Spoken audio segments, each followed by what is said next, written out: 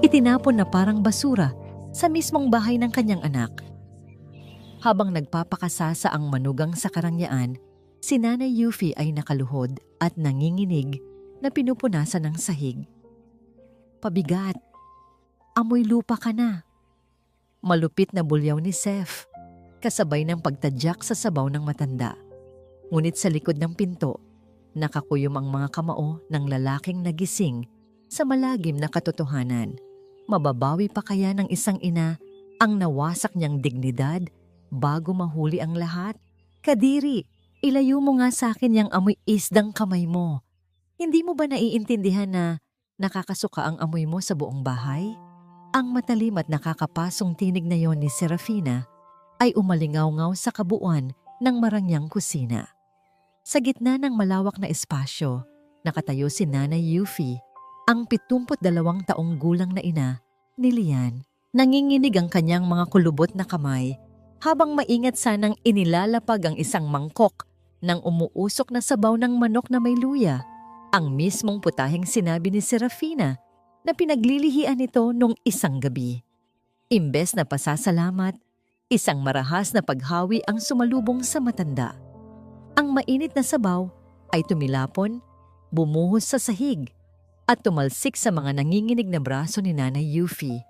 Sa likod ng malaking haligi ng kusina, nakatayo si Lian, ang mamahaling pumpon ng mga bulaklak na binili niya bilang sorpresa para sa anibersaryo nila ni Serafina ay dahan-dahang dumulas mula sa kanyang mga daliri, bumagsak sa makinis na marmol nang walang anumang ingay. Parang may pumulupot na alambreng may tinik sa kanyang lalamunan.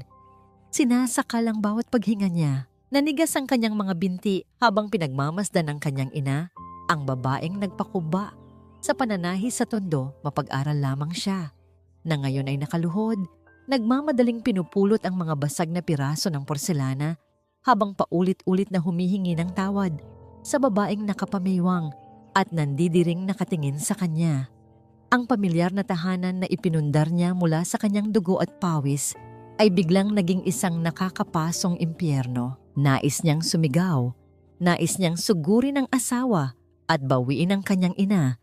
Ngunit bago pa man siya makahakbang, napansin niya ang patagong pagpupunas ng luha ni Marites na nagmamadaling lumapit upang linisin ang kalat.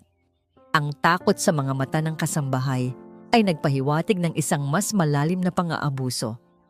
Umatras si Lian, pilit na pinipigilan ang namumuong luha ng puot at pagsisisi. Tumalikod siya at tahimik na lumabas patungo sa garahe, naiwan ang isang nakakabinging tanong sa kanyang isipan.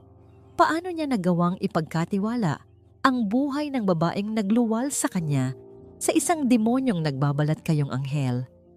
Pinaandar ni Lian ang makina ng kanyang sasakyan, hinayaang umugong ito ng sapat upang magbigay hudyat sa mga taong nasa loob ng bahay na siya ay dumating na. Huminga siya ng malalim, pilit na inayos ang kanyang ekspresyon at mabigat ang mga paang humakbang papasok sa pangunahing pinto. Bumungad sa kanya ang isang perpektong tanawin na lalong nagpadurog sa kanyang puso. Patakbong sumalubong sa kanya si Serafina, may matamis na ngiti sa mga labi at mahigpit siyang niyakap.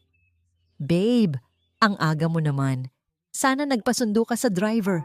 Malambing na wika ni Serafina habang idinadampi ang mga labi sa pisngi ni Lian. Ang halimuyak ng kanyang mamahaling pabango na noon ay nagbibigay ng kapanatagan kay Lian, ngayon ay nagdudulot ng matinding pagduduwal. Naramdaman ni Lian ang mahigpit na pagkakayakap ng asawa, ang paghaplos ng mga daliri nito sa kanyang batok. Bawat haplos ay tila makamandag na ahas na gumagapang sa kanyang balat. Saktong-sakto, ipinagluto ako ni Mami Yuffie ng paborito kong sabaw. Napakabuti talaga ng Mami, dagdag pa ni Serafina. Ang boses ay matamis na matamis. Animoy isang huwarang manugang na walang ibang iniisip kundi ang kapakanan ng pamilya. Napatingin si Lian sa gawin ng kusina. Naroon si Nanay Yuffie, pilit na itinatago sa likuran ang kanyang mga kamay na namumula sa napasong balat. Ang kanyang kupas na duster ay may mantsa pa ng tumalsik na sabaw. Ang kanyang mga mata ay nag-iwas ng tingin. May nakatagong takot na pilit kinukubli ng isang mahiyaing ngiti. Ayos lang si nanay, anak. Kumain ka na ba? Ipaghahanda kita. Nanginginig ngunit malumanay na sambit ng matanda. Ang tinig nito ay basag. May bahid ng pagkapagod na ngayon lamang napansin ni Lian. Opo, ma. Pilit na tugon ni Lian. Ang boses ay garalgal. Salamat po. Hayaan mo na ang mga maid ang maglinis niyan, mami. Magpahinga na po kayo sa kwarto ninyo. Ako na ang bahala sa asawa ko. Nakangiting utos ni Serafina. Ngunit sa likod ng matamis nitong nangiti ay ang isang malamig na banta na palayasin ang matanda sa kanilang paningin. Tumango lamang si Nanay Yuffie, nakayuko at tila isang aliping sumusunod sa kanyang amo. Habang pinagmamasdan ni Lian ang unti-unting paglayo ng makitid na likod ng kanyang ina, nais niyang humagulgol. Gustong yakapin ni Lian ang kanyang ina. Gustong niyang lumuhod at humingi ng kapatawaran sa lahat ng paghihirap nito. Paano niya hindi nakita ang mga senyales, ang mga sugat at pasa na palaging sinasabi ng kanyang ina na nakuha lamang sa pagkadulas o pagtama sa pinto. Ang pag-iwas nitong kumain kasabay nila sa hapagkainan dahil daw mas gusto nitong manood ng telebisyon sa kwarto. Lahat ng iyon ay isang malaking kasinungalingan upang pagtakpan ang kalupitan ng babaeng yakap-yakap niya ngayon. Ngunit alam niyang anumang maling galaw niya ngayon ay maaaring lalong maglagay sa matanda sa kapahamakan. Pilit siyang ngumiti, gumanti ng isang malamig na yakap kay Serafina. Kahit na ang kanyang buong pagkatao ay unti-unting nadudurog at namamatay sa loob. Pagsapit ng dilim, nang balutin na ng katahimikan ang buong kabahayan, nagkulong si Lian sa kanyang madilim na opisina. Ibinaba niya ang mga tabing ng bintana. Tinitiyak na walang anumang liwanag ang makalalabas mula sa silid. Ang tanging nagbibigay ng liwanag ay ang monitor ng kanyang computer habang binubuksan niya ang sistema ng mga security camera ng bahay. Isang sistemang ipinakabit niya noon upang bantayan ang kaligtasan ng kanyang mag-ina habang siya ay nasa malayo. Ngayon, ito ang magiging saksi sa kanyang sariling pagkawasak. Nag-scroll siya pabalik sa mga nakaraang buwan. Ang bawat kuha ay tila mga punyal na paulit-ulit na itinarak sa kanyang dibdib. Nakita niya kung paano itinatapon ni Serafina sa basurahan ang mga pagkaing maingat na iniluluto ng kanyang ina, habang si Nanay Yuffie ay nakayukong nagpupunas ng mga luha sa gilid ng lababo. Napanood niya ang pamamahiya, ang pagtataas ng boses, at ang walang awang panliliit sa matanda sa tuwing aalis siya papuntang opisina. May isang video pa kung saan tinabig ni Serafina ang lumang kahon ng mga liham ni Nanay Yuffie mula sa mga kamag-anak sa probinsya. Pinagsabihan itong nag-iipon ng basura sa loob ng isang bahay na pangmayaman. Ang mga ngiti sa video call na ipinapakita ng kanyang ina noong nasa Singapore, siya ay isa palang patalim na unti-unting pumapatay sa kaluluwa nito. Ang babaeng nagpalaki sa kanya ng may buong dangal ay ginawang basahan sa mismong pamamahay na inilaan niya para rito. Ngunit ang pinakamatinding dagok ay dumating nang mapakinggan niya ang isang nakakonektang audio mula sa sala na na-record noong nakaraang gabi habang siya ay nasa biyahe pa pauwi. Malinaw at matalas ang boses ni Serafina, tila nakikipag-usap sa telepono habang nagre-relax sa sofa. Walang bahid ng pagmamahal o pag-aalala ang kanyang tono, kundi puro kalkulasyon at lamig. Huwag kang mag-alala, ma. Malapit na. Konting tiis na lang sa amoy lupang to. Bungad ni Serafina sa kabilang linya. Kausap ang ina nitong si Doña Carmela. Nakausap ko na si Dr. Vergara. Kapag nakuha ko na ang medical record na nagpapatunay na senile o ulyanin na ang matanda, sa akin na mapupunta ang power of attorney. Mapipilitan si Lian na ibenta ang lupa sa probinsya para kamo sa pagpapagamot ng nanay niya. Humalakhak si Serafina, isang tunog na parang kuko na kumakaskas sa pisara. Oo naman, ma. Hindi malalaman ni Lian. Masyado siyang abala sa pagpapayaman para sa atin. akala niya, santo ang nanay niya. Pero kapag hawak ko na ang papel na baliw na ang matanda, wala na siyang magagawa kundi ilagay ito sa asylum. Doon, hindi na siya magiging sagabal sa lifestyle natin. Nabitawan ni Lian ang mouse ng computer. Parang bombang sumabog sa loob ng kanyang utak ang narinig. Hindi lang ito simpleng pang-aapi o hindi pagkakasundo ng manugang at biyenan. Ito ay isang planadong krimen. Isang patibong, ang babaeng pinakasalan niya. Ang babaeng akala niya ay katuwang niya sa buhay, ay matagal na palang nagbabalak na ipadeklarang baliw ang kanyang ina upang nakawin ang kakarampot na lupang ipinamana ng kanyang yumaong ama. Ang tanging alaala ng kanilang pamilya sa probinsya, nais ni Lian na tumayo, wasakin ang pinto, at kalad ka rin si Serafina, palabas ng bahay ngayon din. Nais niyang isigaw sa mukha nito ang lahat ng kanyang nalaman. Nais niyang ipatikim dito ang impyernong dinanas ng kanyang ina. Ngunit natigilan siya. Kung susugod siya ngayon dala ng galit, ano ang mangyayari? Sisirain ni Serafina ang ebidensya. Gagamitin nito ang impluwensya ng pamilya nito para baligtarin ang sitwasyon. Maaari pa nitong palabasin na si Lian ang may diferensya. O kaya ay itago si Nanay Yuffie sa lugar na hindi niya maabot. Hawak pa rin ni Serafina ang alas, ang tiwala ng lipunan at ang mga koneksyon nito. At higit sa lahat, nasa panganib pa rin ang kanyang ina hanggat hindi niya ito nailalayo ng ligtas at legal. Dahan-dahang napaupo si Lian sa sahig ng kanyang madilim na opisina. Ang kanyang mga tuhod ay nanghina sa bigat ng katotohanan. Ang kanyang mga kamay ay nakakuyom hanggang sa bumaon ang mga kuko sa palad. Ngunit wala siyang maramdamang sakit pisikal. Ang tanging nararamdaman niya ay ang nag-uumpugang damdamin ng pagkasuklam sa asawa at matinding pagkamuhi sa sarili. Siya ang nagpasok ng ahas sa kanilang tahanan. Siya ang nagbigay ng kapangyarihan kay Serafina na tapakan ang pagkatao ng inang nagluwal sa kanya. Pinatay ni Lian ang monitor, nilamon siya ng dilim. Sa katahimikan ng silid, isang solong luha ang tumakas mula sa kanyang mata. Sinundan ng sunod-sunod na paghikbi na walang boses. Ang kanyang dibdib ay sumisikip sa bawat paghinga, parang pinipiga ang kanyang puso. Kailangan niyang maging matatag. Kailangan niyang maging tuso. Hindi sapat ang galit. Kailangan niya ng plano. Kung nagawang magsuot ng maskara ni Serafina upang lokohin siya, kailangan din niyang magsuot ng maskara upang protektahan ang kanyang ina. Sa gabing iyon, habang mahimbing na natutulog ang demonyo sa kabilang kwarto, isang bagong Lian ang isinilang sa dilim. Isang anak na handang gawin ang lahat. Kahit ang magpanggap na bulag at bingi, para lamang sa sandaling makakaganti siya ng lubusan. Ito na ang huling gabi na iiyak ang kanyang ina ng mag-isa. Ang tanging maririnig sa silid ay ang mabibigat at nanginginig na paghinga ni Lian.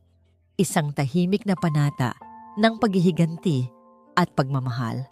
Ang agahan, kinabukasan ay tila isang tanghala ng digmaan, kung saan ang sandata ay hindi mga baril, kundi mga ngiting puno ng lason at katahimikang nakabibingi.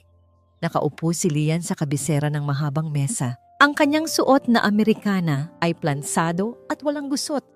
Tila baluti na nagtatago sa kanyang nagdurugong kalooban. Sa kanyang kanan ay si Serafina na abala sa pagpapahid ng mamahaling jam sa tinapay, habang sa dulo ng mesa, malayo sa kanila, ay nakaupo si Nanay Yuffie. Ang matanda ay nakayuko sa kanyang plato, tila takot gumawa ng kahit anong ingay sa paghigop ng kape. "Hon, look at mommy," basag ni Serafina sa katahimikan. Ang boses ay puno ng pekeng pag-aalala. "Tulala na naman siya. Sabi ko naman sa'yo, lumalala na ang demensya niya. Baka mamaya niyan, sunugin na niya ang bahay kapag nagluluto siya." Nanigas ang panga ni Lian. Gusto niyang isigaw na hindi ulyanin ang kanyang ina. Sadyang natatakot lang itong kumilos dahil sa bawat galaw nito ay may kaakibat na panghuhusga. Ngunit pinili niyang ngumiti. isang ngiting hindi umabot sa kanyang mga mata. Pagod lang siguro siya, Seth. Mahinahong sagot ni Lian habang mahigpit na hinahawakan ng tinidor sa ilalim ng mesa. Kaya nga kailangan niyang inumin ito. Mabilis na sagot ni Serafina. Kumuha siya ng isang makintab na tableta mula sa kanyang pitaka at inilapag ito sa tabi ng baso ng matanda. Vitamins ito from the States. Honorable pampatalas ng memorya. Inumin mo na yan, ma, para hindi ka na maging pabigat kay Lian. Kitang-kita ni Lian ang panginginig ng kamay ni Nanay Yuffie habang inaabot ang gamot. Naalala niya ang narinig sa audio recording kagabi. Ang planong palabasin na baliw ang kanyang ina gamit ang mga gamot. Biglang kumabog ng malakas ang dibdib ni Lian. Hindi niya pwedeng hayaang malaso ng kanyang ina sa harap ng kanyang mga mata. Bago pa man maidampi ni Nanay Yuffie ang gamot sa kanyang bibig, sinadya ni Lian na tabigin ang pitsel ng tubig sa gitna ng mesa. Ang malamig na tubig ay bumuhos sa mesa, inanod ang tableta at nabasa ang tela ng mantel. Naku, sorry, nadulas ang kamay ko. Mabilis na sabi ni Lian. Sabay tayo at kunwaring nagpunas ng kurbata. Sa kaguluhan, mabilis niyang dinampot ang basang tableta at ibinalot sa kanyang panyo nang hindi napapansin ni Serafina. Oh my God, Lian! Ang clumsy mo naman today! Iritadong sigaw ni Serafina habang nandidiring inilalayo ang kanyang silk robe sa tumutulong tubig. Yaya, linisin niyo to. Dali! Sa gitna ng kaguluhan, nagtama ang paningin ni Lian at ng kanyang ina. Nakita niya ang takot sa mga mata nito, pero pati na rin ang isang kislap ng pasasalamat. Alam ni Lian na ito ay pansamantalang tagumpay lamang. Kailangan niyang kumilos ng mabilis. Bago umalis papuntang opisina, hinarang siya ni Serafina sa pintuan. May kinang sa mga mata nito na alam ni Lian ay nangangahulugan ng panibagong kapritsyo. Hon, may good news ako. Masiglang wika nito habang inaayos ang kwelyo ng asawa. Tinawagan ko na ang interior designer. Gigibain na natin ang dirty kitchen sa likod next week. Masyado kasing luma at baduy. Gagawin nating modern pantry para bagay sa status natin. Ang dirty kitchen, ang nag-iisang lugar sa bahay kung saan malayang nakakagalaw si Nanay Yuffie. Kung saan amoy luya at bawang na nagpapaalala kay Lian ng kanyang kabataan. Gusto itong burahin ni Serafina. Ikaw ang bahala, mahal, sagot ni Lian. Ang bawat salita ay parang apdo sa kanyang dila. Kung ano ang makakapagpasaya sa'yo, humalik si Serafina sa kanyang labi. Tuwang-tuwa sa pagsunod ng asawa. You're the best, honey. Pagtalikod ni Lian, nawala ang nangiti sa kanyang mukha. Ang kanyang mga mata ay naging kasing lamig ng bakal. Sa loob ng sasakyan, habang binabagtas ang EDSA, tinawagan niya ang isang pribadong investigador na matagal na niyang pinagkakatiwalaan sa negosyo. Hanapin mo ang lahat, utos ni Lian. Ang boses ay mababa at seryoso. Lahat ng utang, lahat ng transaction ng pamilya Alcaraz, at pati na rin ang background ng doktor na kausap ng asawa ko. Gusto ko ng resulta bago matapos ang linggong ito. Ang araw sa opisina ay lumipas ng mabagal. Ang isip ni Lian ay wala sa mga kontrata at stock market, kundi nasa bahay, nag-aalala kung ano ang ginagawa ng asawa niya sa kanyang ina. Nakatanggap siya ng isang mensahe mula sa investigador bandang hapon. Sir, may malaking withdrawal sa joint account nyo na nakapangalan sa isang kasino at hindi ikaw ang nag-withdraw. Napakuyom si Lian. Nagsisimula nang lumabas ang baho. Nang gabing iyon, hinintay ni Lian na makatulog si Serafina bago siya tumayo mula sa kama. Dahan-dahan, parang magnanakaw sa sariling pamamahay. Tinahak niya ang pasilyo patungo sa maliit na kwarto sa ibaba kung saan pinalipat ni Serafina si Nanay Yuffie, ang dating stockroom na nilagyan lang ng kama. Binuksan niya ang pinto ng dahan-dahan. Ang silid ay masikip at walang bintana. Amoy luma at amag. Sa gitna ng dilim, nakita niya ang kanyang ina na natutulog ng mahimbing. Ang katawan ay maliit at baluktot dahil sa lamig. Wala man lang itong makapal na kumot. Lumapit si Lian at lumuhod sa tabi ng kama. Sa ilalim ng unan ng ina, may nakasilip na pamilyar na tela. Dahan-dahan niyang hinila ito. Ito ang kanyang lumang paboritong polo shirt nung kolehiyo pa siya. Punit-punit na at dapat nang itapon. Pero nakita niya ang mga bagong tahi. Pinino at maingat na tinahian ni Nanay Yuffie ang mga butas gamit ang sinulid na hindi man lang kakulay ng tela, pero puno ng pagmamahal. Tumulo ang luha ni Lian. Itinatago pala ng kanyang ina ang mga lumang damit niya dahil ito na lang ang tanging koneksyon nito sa anak na tila lumayo na. Hinawakan ni Lian ang paa ng ina, ang mga paang namaga sa kakalakad noon para magbenta ng kakanin. Ang mga paang ngayon ay pagod sa katatayong utos ng manugang. Sinimulan niyang masahihin ito ng marahan, gaya ng ginagawa niya noong bata pa siya kapag umuuwi ang nanay niya galing sa trabaho. "Patawad, nanay!" Bulong ni Lian sa hangin. Ang boses ay basag at punong-puno ng pagsisisi. "Konting tiis na lang po. Pangako, babawiin ko ang lahat ng kinuha nila sa atin. Babalik tayo sa dati." Gumurong ang matanda sa pagtulog at isang munting na ngiti ang sumilay sa mga labi nito. Tila naramdaman ang pamilyar na haplos ng kanyang anak sa kanyang panaginip. Ngunit ang kapayapaan ay panandalian lamang. Kinabukasan ng gabi, habang nasa kanyang home office si Lian at nagpapanggap na nagtatrabaho, pumasok si Serafina ng walang katok. Suot nito ang isang silk nightgown. Hawak ang isang folder at isang ballpen. Ang kanyang ngiti ay matamis, pero ang kanyang mga mata ay mapagmatyag. "Babe," malaming na tawag nito, sabay upo sa hita ni Lian at pulupot ng braso sa leeg ng asawa. "May kailangan lang akong ipapirma sa'yo. Para ito sa medical insurance ni Mommy Yuffie. Alam mo na, tumatanda na siya. Kailangan natin siyang protektahan." Inilatag ni Serafina ang papel sa mesa. Ang header ay natatakpan ng kanyang kamay. Tanging ang linyang pipirmahan lang ang nakikita. Tinitigan ni Lian ang papel. Alam niya kung ano ito. Hindi ito insurance.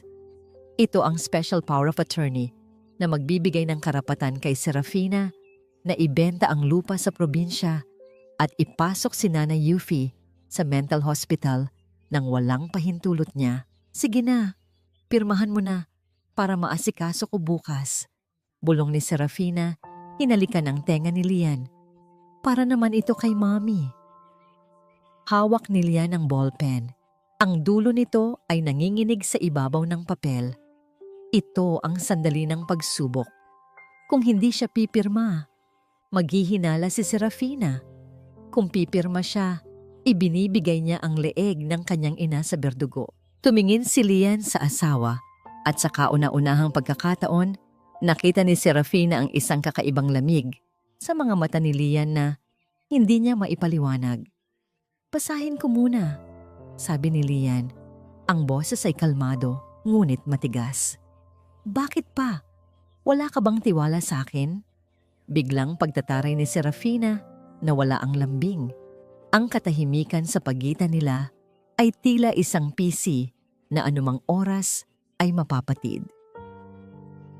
Gusto kong gibain ang lahat ng ito. As in, tear it down to the ground. Ang matinis na boses ni Serafina ang bumungad sa umaga. Nakatayo siya sa gitna ng makipot at medyo madilim na dirty kitchen sa likod ng bahay.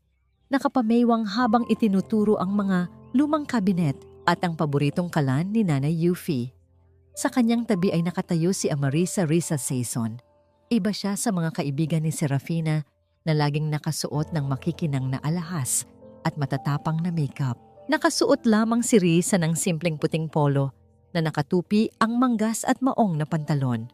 Ang kanyang buhok ay nakapusod ng maayos at ang kanyang mukha ay walang kolorete maliban sa natural na pamumula ng pisngi.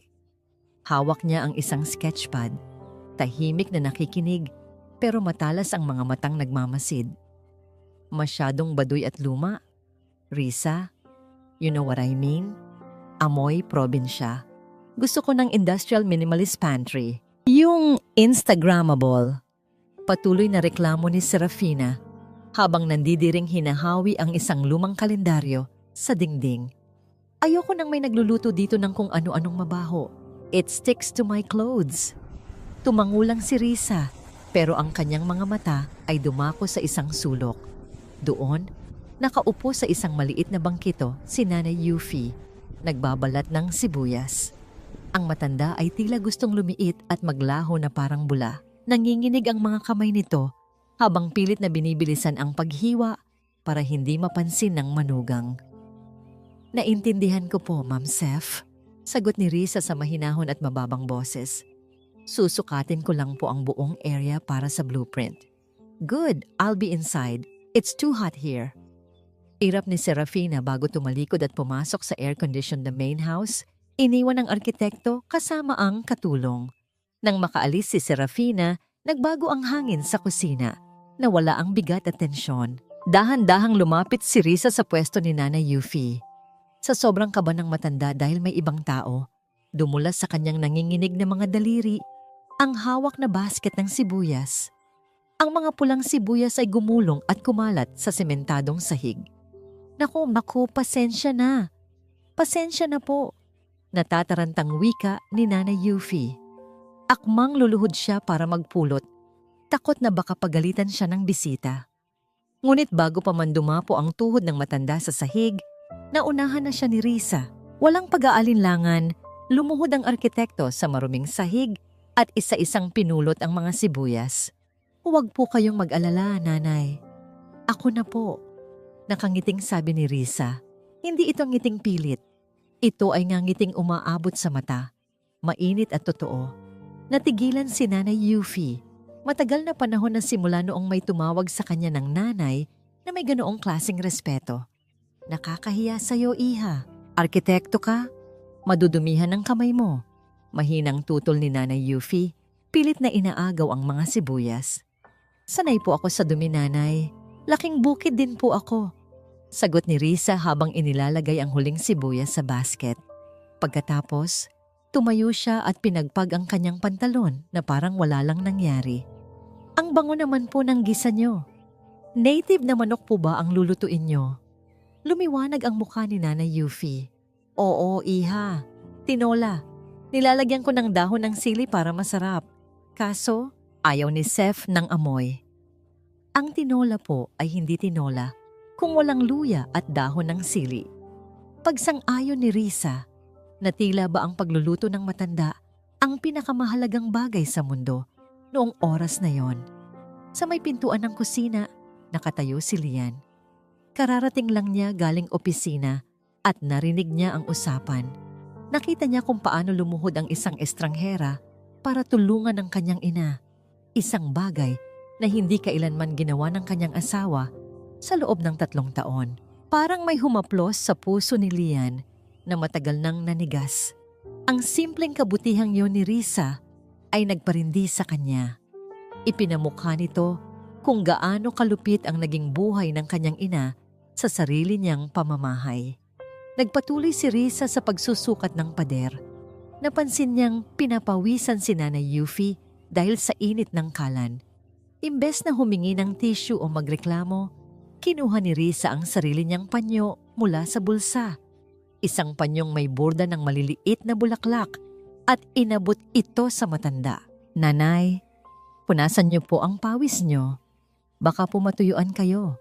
Malambing na alok ni Risa. Nag-alinlangan si Nanay Yufi. Marumi ang mukha ko, Iha. Sayang ang panyo mo. Mas mahalaga po kayo kaysa sa panyo. Sagot ni Risa. At dahan-dahang inilagay ang panyo sa palad ng matanda. Nakatago sa dilim ng pasilyo, napahawak si Lian sa kanyang dibdib. Sa unang pagkakataon, sa loob ng mahabang panahon, nakahinga siya ng maluwag. Hindi pa ubos ang kabutihan sa mundo. May mga tao pa palang marunong tumingin sa puso at hindi sa estado. Biglang bumukas ang pinto mula sa sala. Lumabas si Serafina, bit-bit ang kanyang iced coffee. Risa, are you done yet? Mataray na tanong nito. Napatingin siya kay Nanay Yufi na hawak ang panyo ni Risa. At bakit ka nakikipagkwentuhan dyan? Binabayaran kita per hour para mag-design, hindi para makipagchismisan sa maid. Bago pa man makapagsalita si Lian para ipagtanggol ang ina, sumagot na si Risa. Tumayo ito ng tuwid, hindi yumuko, at tinitigan si Serafina ng mata sa mata. Bahagi po ng trabaho ko bilang arkitekto ang kilalanin ang mga gagamit ng espasyo, Ma'am Sef. Sagot ni Risa, magalang pero matatag. Para po ma-design ko ng tama ang kusina, ayon sa pangangailangan ni nanay. Siya po ang madalas dito, kaya ang kanyang comfort ang prioridad ng disenyo. Natigilan si Serafina. Hindi siya sanay na sinasagot siya ng mga empleyado. Umirap na lang ito at tumalikod. Whatever, just finish it fast. Ayoko nang makita ang luma at depressing na kusinang yan. Nang makaalis si Serafina, nagpaalam na rin si Risa kay Nanay Yuffie. Babalik po ako bukas, Nanay. Ingat po kayo. Naglakad si Risa palabas ng dirty kitchen patungo sa service gate. Habang dumadaan siya sa gilid ng basurahan kung saan itinapon ni Serafina ang mga kalat kanina, may nahagip ang kanyang mata. Isang nilukot na papel ang nahulog sa gilid ng trash bin. Hindi ito basta papel. Ito ay may letterhead ng isang kilalang psychiatric clinic. Dahil sa likas na pagkamausisa at dahil na rin sa naramdaman niyang kakaibang trato kay Nanay Yuffie, mabilis na yumuko si Risa at dinampot ang papel. Inakala niyang resibo lang ito o sketch na itinapon, pero nang buklatin niya ang lukot-lukot na dokumento, nanlaki ang kanyang mga mata. Isa itong draft ng medical certificate. Nakasulat ang pangalan ni Euphrasia Monteclaro, Diagnosis, Advanced Dementia at Psychosis. Recommendation, Immediate Institutionalization. Napahawak si Risa sa kanyang bibig. Tumingin siya pabalik sa kusina, kung saan maayos at matinong nagluluto si Nanay Yuffie, ang matandang babaeng nakausap niya ng maayos at may malinaw na isipan kanina lamang. Wala itong demensya. Walang sakit sa pag-iisip ang matanda. Ibinalik ni Risa ang tingin sa papel.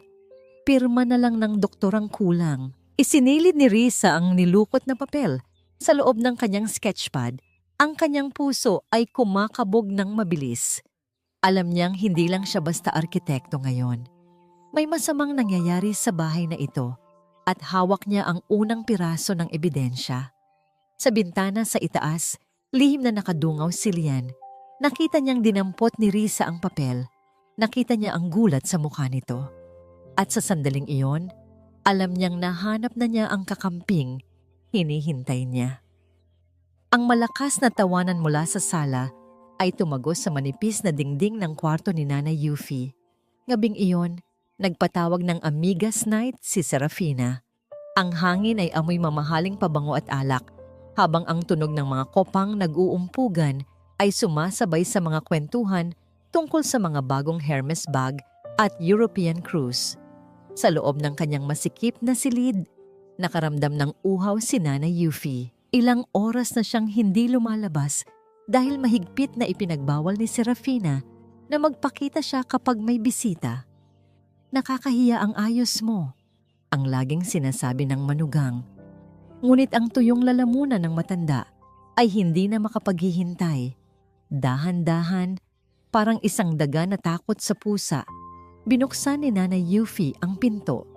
Tiniyak niyang walang makakapansin sa kanya habang tinatahak ang gilid ng pasilyo patungo sa kusina. Gusto lang niya ng isang basong tubig, subalit sa kamalas-malasan, habang pabalik na siya, nakasalubong niya si Serafina at ang tatlong kaibigan nito na papunta rin sa kitchen island para kumuha ng yelo. Natigilan ang tawanan. Ang mga mata ng mga donya ay dumako kay Nanay Yuffie na nakasuot ng kupas na duster at tsinelas na guma. Oh my God! Sef, is this your maid? Tanong ng isang babaeng puno ng alahas ang leeg. Habang tinitignan si Nanay mula ulo hanggang paa na parang nandidiri. Biglang nagbago ang mukha ni Serafina. Mula sa pagiging socialite host, naging isang kawawang biktima ang kanyang ekspresyon. Humawak siya sa kanyang dibdib at umatras, tila takot na takot. Mommy, bakit ka lumabas? Hindi ba't sinabi ko sa'yo na delikado ang paglalakad-lakad mo sa gabi? Paano kung mahulog ka sa hagdan? Ang tinig ni Serafina ay puno ng pekeng pag-aalala, ngunit ang kanyang mga mata ay nanunuya. Lumingon siya sa kanyang mga kaibigan, pilit na pinapatak ang isang butil ng luha sa kanyang pisngi. Pasensya na kayo, amigas. Ito ang sinasabi ko sa inyong mahirap na kalagayan namin. My mother-in-law, her mind is wandering. Minsan, hindi na niya kilala ang sarili niya. Wala po akong ginagawang masama, Seth. Nauuhaw lang po ako. Mahinang sagot ni Nanay Yuffie. Ang kanyang boses ay nanginginig sa hiya habang nakatitig sa kanya ang 4 na pares ng mapanghusgang mga mata. Biglang napatigil ang isa sa mga kaibigan ni Serafina, si Donna. Wait! Ang singsing ko, Seth. Ang sapphire ring ko na itinabi ko lang sa tabi ng sink kanina. Wala na. Tila isang kuryenteng gumapang ang kaba sa buong katawan ni Nanay Yuffie. Hindi ko po kinuha. Wala po akong kinukuha. Mommy, pakicheck nga ang bulsa mo. Utos ni Serafina. Ang kanyang tono ay nagbago mula sa pag-aalala tungo sa isang malamig na utos. Huwag mong sabihing dahil sa sakit mo ay nakakakuha ka na ng hindi sayo. Wala po. Tubig lang ang kinuha ko. Hikbi ng matanda. Ngunit hindi nakinig si Serafina. Lumapit siya at maras na hinalughog ang bulsa ng duster ng matanda. Sa harap ng tawanan at bulungan ng kanyang mga kaibigan, pinilit ni Serafina na ilabas ang lahat ng laman ng bulsa ni Nanay Yuffie. Luhod, Mommy. Baka nahulog mo sa sahig. Hanapin mo. Madiing bulong ni Serafina. Sapat lang para marinig ng matanda habang ang mga kaibigan nito ay abala sa pag-iinspeksyon sa paligid. Dahil sa takot at sa bigat ng kahihiyan, dahan-dahang lumuhod si Nanay Yuffie sa malamig na sahig. Ang kanyang mga tuhod na may rayuma ay gumaralgal sa sakit. Ngunit mas masakit ang bawat tingin ng mga donyang nakapaligid sa kanya. Habang nakaluhod, pilit niyang kinakapa ang sahig kahit alam niyang wala siyang kinuha. Ang kanyang mga luha ay pumatak sa makinis na marmol, tila mga kristal na nagpapatunay ng kanyang kawalang sala. Sa dilim ng pasilyo, nakatayo si Lian. Ang kanyang mga kamao ay nakakuyom ng ganoon na lamang kahigpit, hanggang sa ang kanyang mga kuko ay bumaon sa kanyang balat. Naramdaman niya ang bawat patak ng luha ng kanyang ina sa sarili niyang puso. Gusto niyang sumugod. Gusto niyang itulak ang mga babaeng iyon palabas ng kanyang bahay, ngunit naramdaman niya ang panginginig ng kanyang cellphone sa bulsa. Isang mensahe mula sa kanyang abogado. Huwag mo na, Lian. Kapag nalaman nilang alam mo na, itatago nila ang matanda. Kailangan nating mahuli ang doktor sa akto bukas. Kinagat ni Lian ang kanyang labi hanggang sa malasahan niya ang pait ng sarili niyang dugo. Kailangan niyang tiisin ang pinakamasakit na tanawin sa kanyang buhay. Ang kanyang ina, ang reyna ng kanyang mundo, na nakaluhod at pinapahiya ng mga taong walang ibang alam kundi ang manghusga. Nagpanggap si Lian na kakawi lamang. Malakas niyang isinara ang pinto ng garahe at humakbang papasok sa sala. Anong nangyayari dito? Tanong niya. Ang boses ay sadyang ginawang malamig at walang emosyon. Oh honey, mabuti at nandito ka na. Patakbong lumapit si Serafina sa kanya. Muling isinuot ang maskara ng isang kawawang asawa. Si Mommy kasi. May nawawalang singsing si Donna. Baka nailagay niya sa kung saan dahil sa ulyanin niya. Tumingin si Lian sa kanyang ina na hanggang ngayon ay nakaluhod pa rin sa sahig. Ang puso ni Lian ay tila dinidikdik sa bawat segundong hindi niya itinataas ang kanyang ina. Ngunit alam niyang bahagi ito ng plano. Lumapit siya, ngunit imbes na yakapin ng ina, ay hinawakan lamang niya ito sa braso ng marahan at itinayo. Tama na yan, Ma. Bumalik na kayo sa kwarto niyo, sabi ni Lian. Ang boses ay tila walang pakialam, ngunit ang haplos ng kanyang mga daliri, sa braso ng ina ay puno ng paghingi ng tawad. Pero Lian, wala akong kinuha. Di mahinang sambit ni Nanay Yuffie. Umaasang ang kanyang anak ang magiging kalasag niya. Sabi ko, bumalik na kayo sa kwarto. Ulit ni Lian. Iniwas ang kanyang tingin dahil hindi na niya kayang makita ang pagkawasak sa mga mata ng ina. Tumalikod ang matanda. Ang kanyang mga balikat ay nakalaylay sa bigat ng kawalang pag-asa. Habang naglalakad siya palayo, narinig pa niya ang mahinang tawanan ni Serafina at ng mga kaibigan nito. Tila isang tagumpay ang naganap na pamamahiya nang makaalis ang mga bisita. At tila bumalik na ang kapayapaan sa bahay. Lumabas si Lian sa balkonahe upang huminga ng sariwang hangin. Doon, nakita niya si Risa nakakatapos lang ayusin ang kanyang mga kagamitan sa labas ng bahay. Ang mukha ni Risa ay puno ng lungkot. Halatang nakita niya ang lahat mula sa bintana ng kusina. Walang imik na lumapit si Risa kay Lian. Hindi siya nagtanong. Hindi siya nanghusga. Inabot lamang niya ang isang maliit na bagay na nakuha niya sa ilalim ng sofa kanina habang naglilinis. Lian, ito po ang singsing. Nakita ko pong ihinulog ito ni Ma'am Seth sa ilalim ng sofa bago pa man niya tawagin si Nanay Yuffie. Bulong ni Risa, ang kanyang boses ay puno ng galit at awa. Napakuyom ang mga panga ni Lian. Ang katotohanan ay mas masakit pa kaysa sa kanyang iniisip. Sadya ang lahat. Isang planadong dula upang sirain ang dangal ng kanyang ina. Salamat, Risa. Tanging nasabi ni Lian, itago mo muna yan. Magiging mahalaga yan bukas. Ngunit ang gabi ay hindi pa natatapos. Habang ang buong bahay ay balot na ng katahimikan, isang marahas na tunog ng busina ng sasakyan ang bumasag sa kapayapaan. Isang kulay itim na sasakyan ang huminto sa harap ng kanilang tarangkahan. Bumaba mula rito ang isang babaeng nakasuot ng itim na trench coat, si Doña Carmela, ang ina ni Serafina. Kasunod niya ang dalawang lalaking nakasuot ng puting uniforme, mga orderly mula sa isang pribadong pasilidad. Nandito na kami, Seth, sigaw ni Doña Carmela habang pumapasok sa loob ng bahay ng walang pasabi. Dinala ko na ang mga kukuha sa biyanan mo. Hindi na natin pwedeng patagalin ito. Delikado na siya sa loob ng bahay na ito. Nagising si Nanay Yuffie sa ingay. Lumabas siya ng kanyang kwarto, gulo ang buhok at puno ng takot. Sino po sila? Saan niyo ako dadalhin? Dadalhin ka namin sa isang lugar kung saan ka aalagaan, Mami.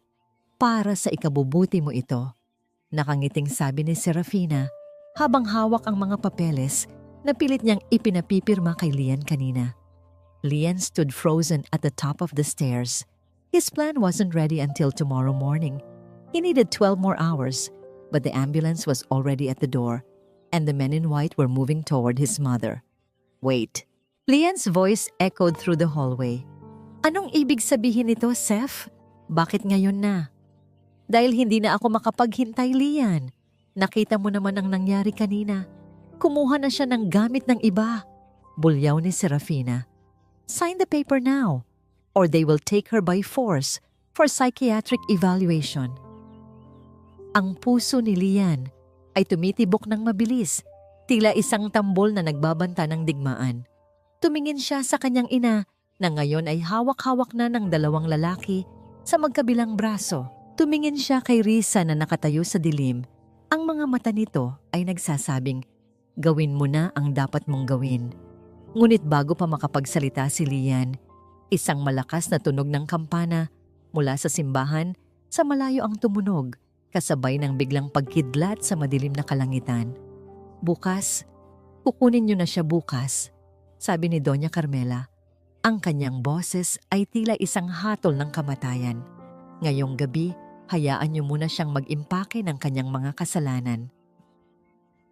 The men let go of Nanay Yuffie, leaving her collapsed on the floor, sobbing uncontrollably.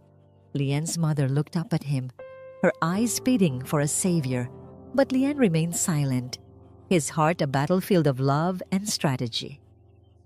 Ang katahimikan sa loob ng bahay matapos umalis ng mga orderly ay mas nakakasakal kaysa sa ingay ng kaninang gabi. Ang bawat sulok ng mansyon ay tila may matalas na dulo na humihiwa sa pagkatao ni Lian. Habang naririnig niya ang mahinang halakhak ni na Serafina at Doña Carmela mula sa bar area, nagdiriwang sa kanilang munting tagumpay, dahan-dahang lumabas si Lian patungo sa madilim na garden. Doon, sa ilalim ng malungkot na liwanag ng buwan, naghihintay si Risa. Hawak nito ang kanyang sketchpad na tila isang kalasag. Ang simoy ng hangin ay may dalang amoy ng basang lupa at ang pamilyar na halimuyak ng luya na nanggagaling sa damit ni Risa. Isang amoy na nagpaalala kay Lian sa masayang kahapon na ninakaw sa kanya. "Lian," mahinang tawag ni Risa. Ang kanyang tinig ay puno ng habag. Inabot niya ang sapphire ring na nakuha niya kanina. "Ito ang katotohanang itinago nila at may isa pa akong dapat ipakita sa iyo." Inilabas ni Risa ang lukot na papel ng psychiatric report na nakuha niya sa basurahan habang binabasa ni Lian ang bawat salita. Ang pekeng diagnosis, ang malupit na rekomendasyon na ikulong ang kanyang ina. Naramdaman niya ang unti-unting pagtigas ng kanyang puso. Ang pag-ibig na dati niyang nararamdaman para kay Serafina ay tuluyan ng naging abo, tinangay ng hangin ng pagkamuhi. "Salamat, Risa. Hindi ko alam kung paano kita pasasalamatan sa lahat ng ito," bulong ni Lian. Ang kanyang boses ay garalgal, dala ng pagod at uwatang na loob. "Huwag po kayong magpasalamat sa akin," sagot ni Risa habang dahan-dahang idinidampi ang kanyang kamay sa braso ni Lian upang bigyan ito ng lakas. "Ginagawa ko ito dahil ang aking sariling ina ay dumanas din ng ganitong kalupitan bago siya nawala. Alam ko ang pakiramdam ng walang boses, Lian, at hindi ko hahayaang mangyari iyon kay Nanay Yuffie." Sa sandaling iyon, ang kanilang mga daliri ay nagtagpo ng hindi sinasadya. Isang kislap ng koneksyon ang dumaan sa pagitan nila, isang pag-unawa na higit pa sa salita. Sa gitna ng trahedya, nakahanap si Lian ng isang kaluluwang nakakaintindi sa kanyang pait. Biglang lumitaw mula sa dilim si Marites, ang kasambahay. Nanginginig ang kanyang buong katawan at lumingon-lingon sa likod. Tinitiyak na walang nakakakita sa kanya. "Sir Lian." "Ma'am Risa," bulong ni Marites. May dala siyang isang plastik na supot na puno ng mga liham na nanilaw na sa luma. "Patawarin niyo po ako. Ngayon ko lang po ito nailabas. Ipinatago po ito sa akin ni Ma'am Seth para sunugin. Pero hindi ko po kayang gawin." Kinuha ni Lian ang mga liham. Ang mga ito ay mula sa kapatid ni Nanay Yuffie sa probinsya at mula sa bangko. Binuksan niya ang isa. Ang bawat salita ay tila isang sampal sa kanyang mukha. Ang kanyang mga kamag-anak ay matagal nang nagpapadala ng balita. Nagtatanong kung bakit hindi na sumasagot ang matanda. Sinabi ni Serafina kay Nanay Yuffie na kinalimutan na siya ng lahat, na siya ay nag-iisa na sa mundo. Ngunit may isang liham mula sa bangko na nagpatigil sa paghinga ni Lian. Isa itong notice tungkol sa isang lihim na savings account na nakapangalan kay Euphrasia Monteclaro. Ang perang naroon ay naipon mula sa mga lupang ipinagbili ng kanyang yumaong ama. Inilaan para sa magiging apo ni Nanay Yuffie. Kaya pala gustong-gusto nilang makuha ang pirma ni Nanay. Nangangalit na sabi ni Lian. Hindi lang ang lupa sa probinsya ang target nila. Gusto nilang ubusin ang lahat ng meron ang nanay ko, pati na ang dignidad niya. Naramdaman ni Lian ang bigat ng kasalanan ni Serafina. Hindi lang ito simpleng kasakiman. Ito ay sistematikong pagwasak sa isang matanda para sa pera. Ang charity gala na ipinagmamalaki ni Serafina ay gagamitin palang entablado upang ipahiya ang kanyang ina at kunin ang lahat ng yaman nito sa harap ng maraming tao. Biglang tumunog ang cellphone ni Lian. Isang tawag mula kay Serafina mula sa loob ng bahay. "Babib, nasaan ka? Bakit ang tagal mo sa labas?" Ang malambing na boses ni Serafina ay tila isang laso na bumubulong sa kanyang tenga. "Pumasok ka na rito. May mahalaga tayong pag-uusapan tungkol sa charity gala bukas. I need your final approval on everything.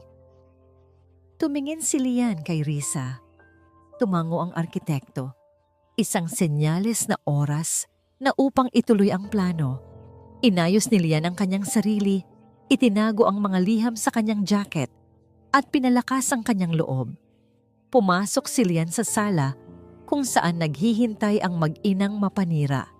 Nakaupo si Serafina sa sofa, tila isang reyna, habang si Doña Carmela ay masinsinang nagbabasa ng isang dokumento. "Lian, honey," bati ni Serafina, sabay pulupot ng braso sa leeg ng asawa. "Tomorrow, at the gala, I want you to make a special announcement. We will announce that Mommy Yuffie is finally retiring and turning over all her provincial assets to our foundation. Para naman luminis ang pangalan niya matapos ang incident kanina sa Sing Sing. At kailangan mong pirmahan ito ngayon, Lian," dagdag ni Doña Carmela. Inilapag ang special power of attorney sa mesa. "Dinala ko na ang notaryo bukas sa hotel. Pirma mo na lang ang kulang para maging legal ang lahat bago namin siya dalhin sa facility." Tumingin si Lian sa papel. Pagkatapos ay sa asawa niyang nagpapanggap na nagmamalasakit. Ang bawat selula sa kanyang katawan ay gustong sumigaw. Ngunit nanatili siyang kalmado. "Sige, Seth, bukas sa gala," sabi ni Lian. Ang kanyang tinig ay malamig at walang emosyon. "Doon ko gagawin ang lahat ng kailangan mong pirmahan. I want it to be unforgettable." Tuwang-tuwa si Serafina, hindi napansin ang panganib sa mga salita ni Lian. "I knew you'd understand, babe. It's going to be the most talked about event of the year." Habang paakyat si Lian sa kanyang silid, tumigil siya sa tapat ng kwarto ng kanyang ina. Naririnig niya ang mahinang paghikbi ni Nanay Yuffie mula sa loob. Isang tunog na tila isang kampanang nagpapahayag ng kamatayan ng kanyang pasensya. The countdown had begun. 12 hours left before the charity gala. 12 hours left before the mask would be ripped off and the world would see the monster behind the beauty. Ang umaga ng charity gala ay dumating na may kasamang mabigat na kulimlim. Tila nakikiramay ang langit sa nagbabadyang unos sa loob ng mansyon ng mga Monteclaro. Sa loob ng maliit at masikip na silid ni Nanay Yuffie, ang hangin ay naging mapait at mahapdi. "Lagdaan mo na ito, matandang hampas lupa. Huwag mo na kaming pagurin." Ang boses ni Doña Carmela ay parang latigo na humahagupit sa katahimikan. Nakatayo siya sa tapat ng kama ni Nanay Yuffie. Hawak ang isang bantal ng tinta at ang dokumento para sa paglilipat ng lupa. Sa tabi niya, si Serafina ay hindi na nag-abalang magsuot ng maskara. Ang kanyang mukha ay balot ng puot at pagmamadali habang tinitignan ang kanyang mamahaling relo. "Mami, ayaw mo namang mabulok sa kalsada, di ba?" Ani Serafina. Ang kanyang boses ay puno ng pananakot. "Kapag hindi mo ito pinirmahan, sisiguraduhin kong hindi ka na makikita ni Lian kahit kailan. Itatapon kita sa lugar na walang makakahanap sa'yo." Nanginginig ang buong katawan ni Nanay Yuffie. Nakasandal siya sa pader. Pilit na itinatago ang kanyang mga kamay sa ilalim ng lumang kumot. "Hindi ko maibibigay ang lupang iyon. Iyan na lang ang alaala ng asawa ko para kay Lian. Para sa magiging apo ko." "Apo, sa tingin mo ba magkakaanak ako para lang may magmana ng lupang amoy kalabaw?" Humalakhak si Doña Carmela, isang tunog na puno ng pandidiri. "Utang na loob mo sa amin ang yaman ng anak mo ngayon. Kung hindi dahil sa ganda at koneksyon ng anak ko, isang hamak na tagatahi ka pa rin sa tondo." Sa labas ng pinto, sa madilim na sulok ng pasilyo, nakatayo si Lian. Hawak niya ang kanyang cellphone, lihim na kinukunan ng video ang bawat segundo ng kalupitang nagaganap. Ang bawat salita ng kanyang biyenan ay tila bako-bakong pako na ibinabaon sa kanyang puso. Ang kanyang mga kamao ay nakakuyom ng ganoon na lamang kahigpit hanggang sa ang kanyang mga kuko ay bumaon sa kanyang balat. Nag-iiwan ng mga pulang marka ng hapis at puot. Biglang nawalan ng pasensya si Serafina. Humakbang siya nang mabilis at marahas na hinablot ang kanang kamay ni Nanay Yuffie.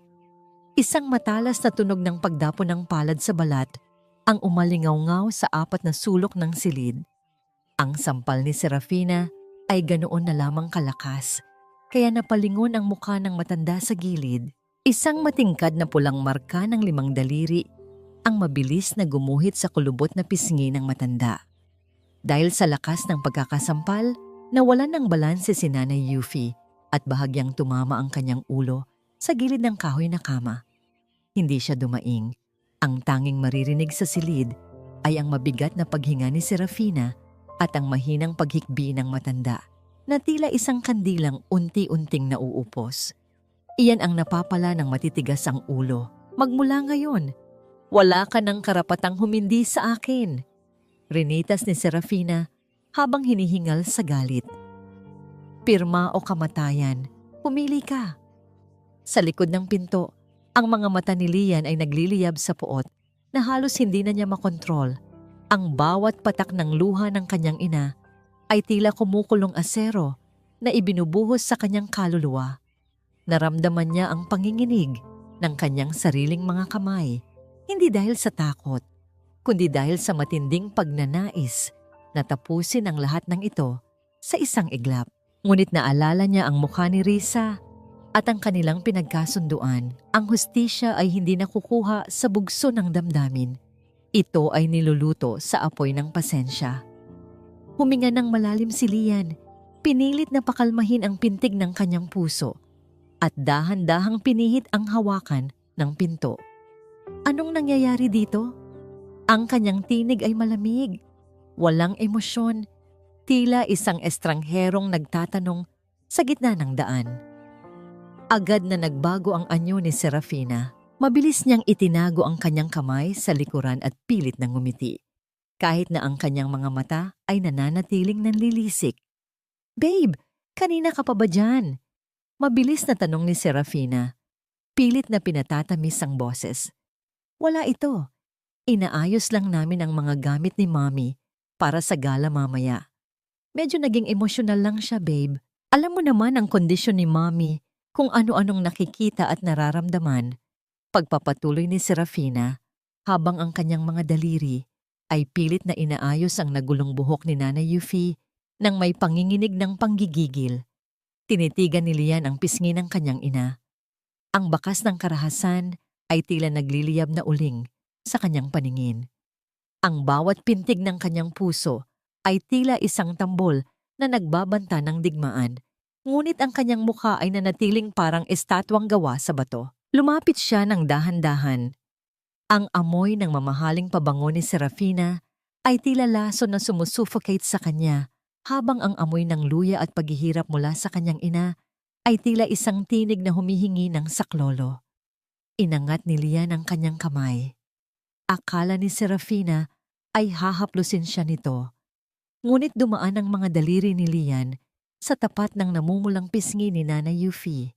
Isang munting haplos na puno ng libu-libong hingi ng tawad. "Bakit mapula ang pisngi ni Nanay Sef?" tanong ni Lian. Ang kanyang boses ay mahinahon, ngunit ang lamig nito ay sapat na upang magpatahimik sa buong silid. "Ah, iyon ba?" Tumama siya sa gilid ng kama. "Di ba, Mami?" Mabilis na sagot ni Serafina, sabay kurot ng palihim sa braso ng matanda. "Sabi ko naman sa'yo, ulyanin na talaga siya. Hindi na niya kontrolado ang bawat galaw niya."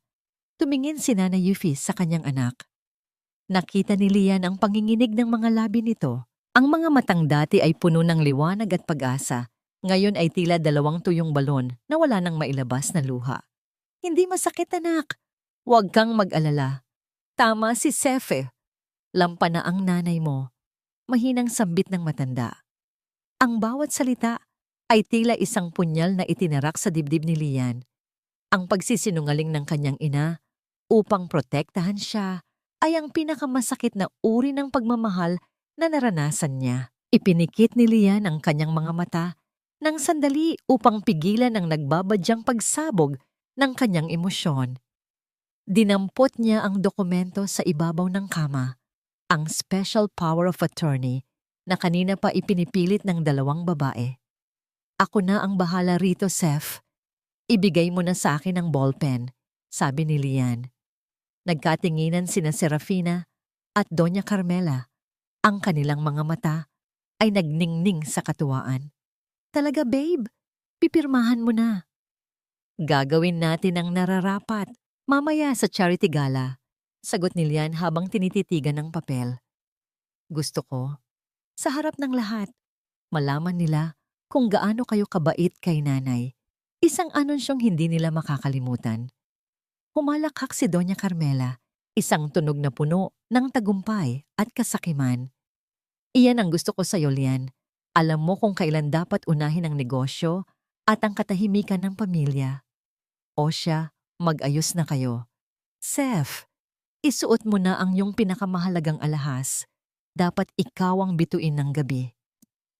Habang lumalabas ang dalawang babae sa silid, naiwan si Lian at ang kanyang ina. Ang katahimikan sa loob ay binalot ng amoy ng luma at ng pait ng katotohanan. Lumuhod si Lian sa tapat ni Nanay Yuffie.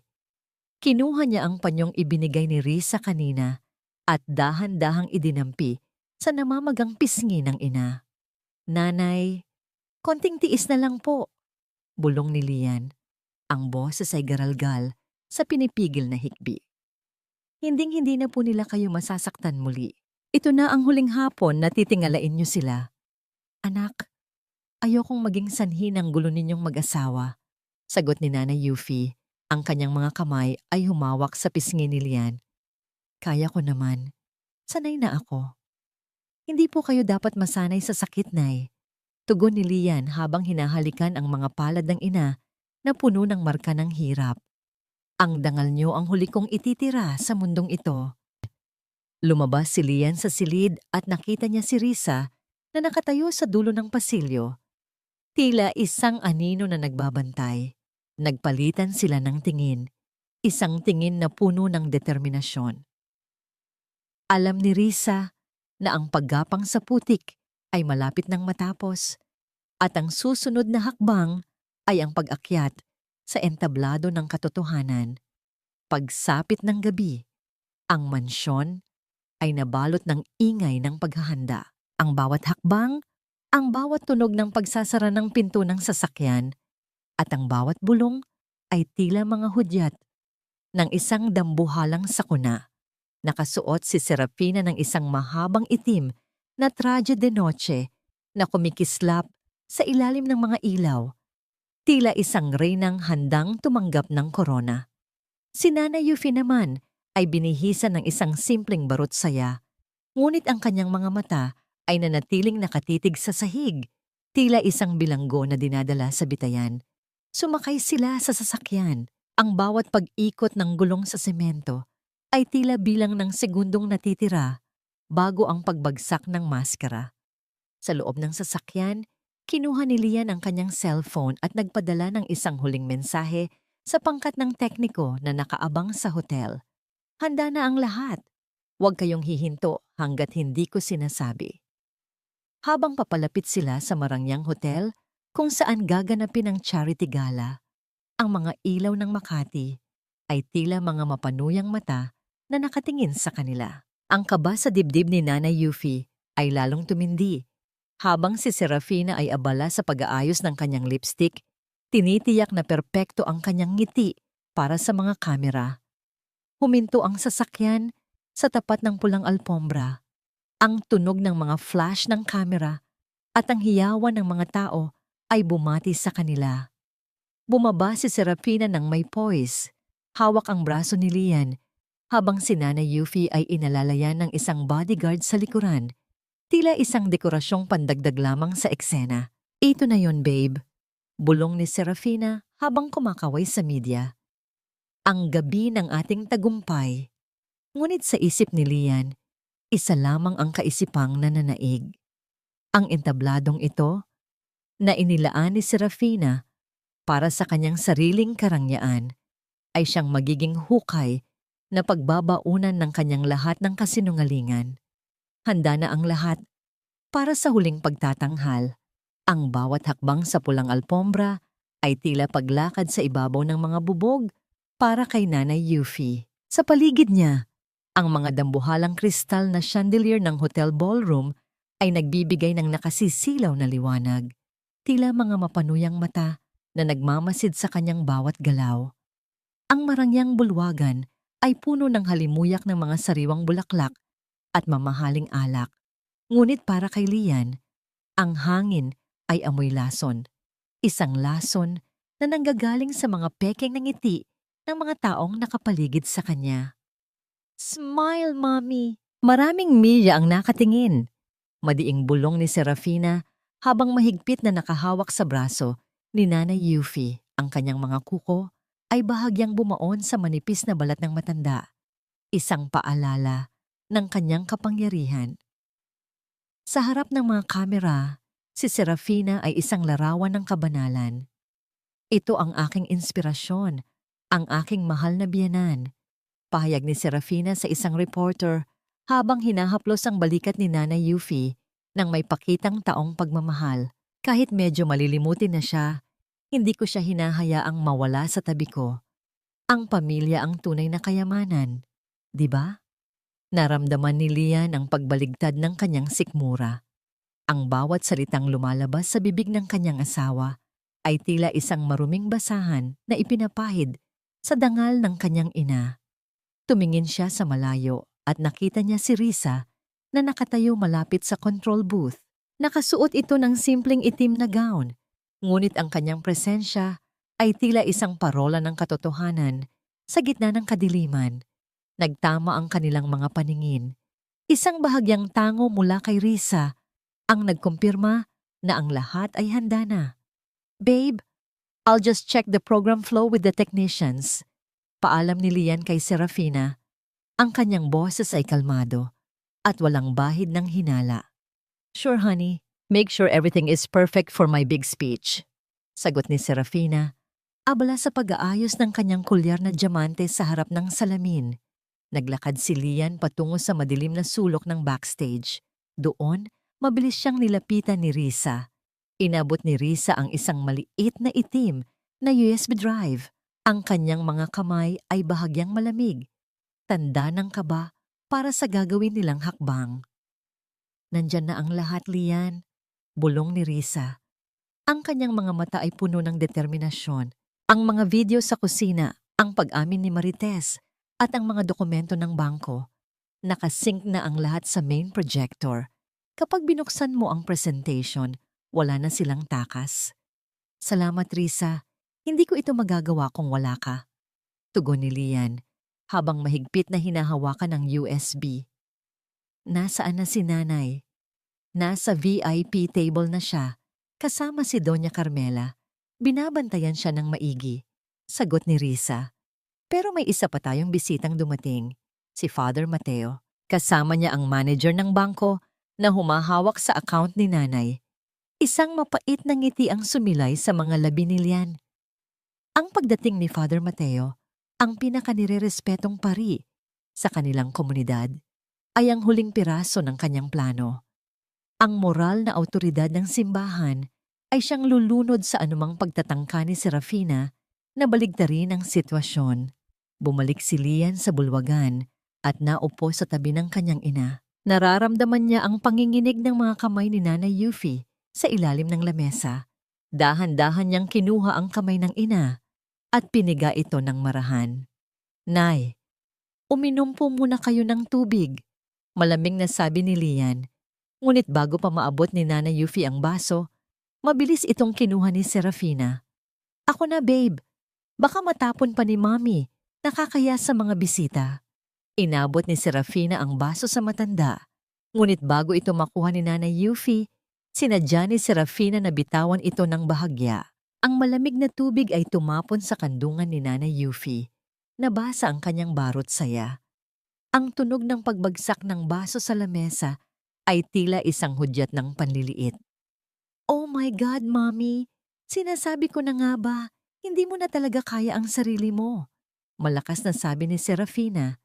Sapat lang para marinig ng mga katabing lamesa. Ang ilang mga donya ay nagtakip ng kanilang bibig, bumubulong tungkol sa kawawang kondisyon ng ina ni Lian. Pinanood ni Lian ang kanyang ina na muling yumuko sa kahihiyan habang si Serafina ay nagpapanggap na naglilinis ng kalat. Ang bawat tulo ng tubig sa damit ng kanyang ina ay tila uling na nagpapaningas sa poot ni Lian. Ngunit nanatili siyang tahimik. Ang katahimikang ito, ang kanyang pinakamabisang sandata. "Hayaan mo na, Seth. Mag-uumpisa na ang programa," sabi ni Lian habang nakatitig sa entablado. Umakyat ang Master of Ceremonies sa podium. Ang tunog ng mikropono ay bumasag sa bulungan ng mga tao. "Ladies and gentlemen, welcome to the Serafina Foundation Charity Gala for the Elderly." At bago natin simulan ang gabi, tawagin natin ang babaeng may pinakamalaking puso, ang ating host, Mrs. Serafina Monteclaro. Tumayo si Serafina ng may poise. Ang kanyang itim na gown ay tila kumikinang sa ilalim ng mga spotlight. Naglakad siya patungo sa entablado, sa gitna ng masigabong palakpakan. Sa kanyang pagdaan, lumingon siya kay Lian at kinindatan ito. Isang kindat ng tagumpay. Umakyat din si Lian sa entablado upang samahan ang kanyang asawa, gaya ng nakaplano. Hawak niya ang remote control ng projector. Ang kanyang puso ay tumitibok ng may kaayusan, tila isang makinang handang gumanap ng tungkulin.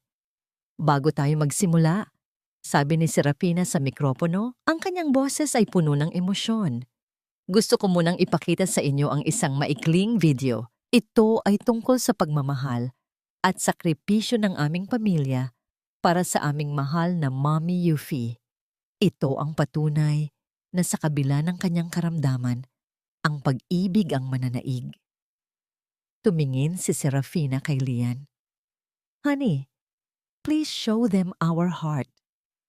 Lian looked at the crowd, then at his wife's triumphant smile, and finally at his mother, who was sitting in the corner, wet and humiliated. He pressed the button. Ang mga ilaw sa bulwagan ay unti-unting namatay. Ang dambuhalang screen sa likod ni Serafina ay nagsimulang magliwanag. Ang mga tao ay natahimik, naghihintay ng isang madamdaming montage ng mga larawan. Ngunit ang unang lumabas sa screen ay hindi isang larawan ng pamilya. Ito ay isang madilim at magaspang na video mula sa isang security camera. Ang petsa ay nakasulat sa gilid. Kahapon lang, ang imahe ni Serafina ay lumitaw sa screen, hiyang-hiya sa sarili habang sinasampal ang isang matandang babaeng nakaluhod sa sahig ng kusina. Ang buong bulwagan ay nabalot ng isang nakakabingbing katahimikan bago ito napalitan ng isang sabay-sabay na singhap ng gulat mula sa mga bisita. Ang bawat panauhin sa loob ng marangyang ballroom ay tila nawalan ng hininga sa nakikitang imahe sa dambuhalang screen. Ang katahimikan ay naging kasing bigat ng isang bato, sapat na upang marinig ang bawat munting paggalaw ng mga kapa at ang mahinang tunog ng mga kubyertos na ibinibitaw sa lamesa. Sa screen, ang mukha ni Serafina ay hindi ang mukha ng isang anghel ng kawanggawa. Ito ay ang mukha ng isang halimaw na puno ng panggigigil habang idinidiin ang kanyang mga daliri sa braso ng isang matandang babaeng umiiyak. "Ano ito? Lian, patayin mo yan.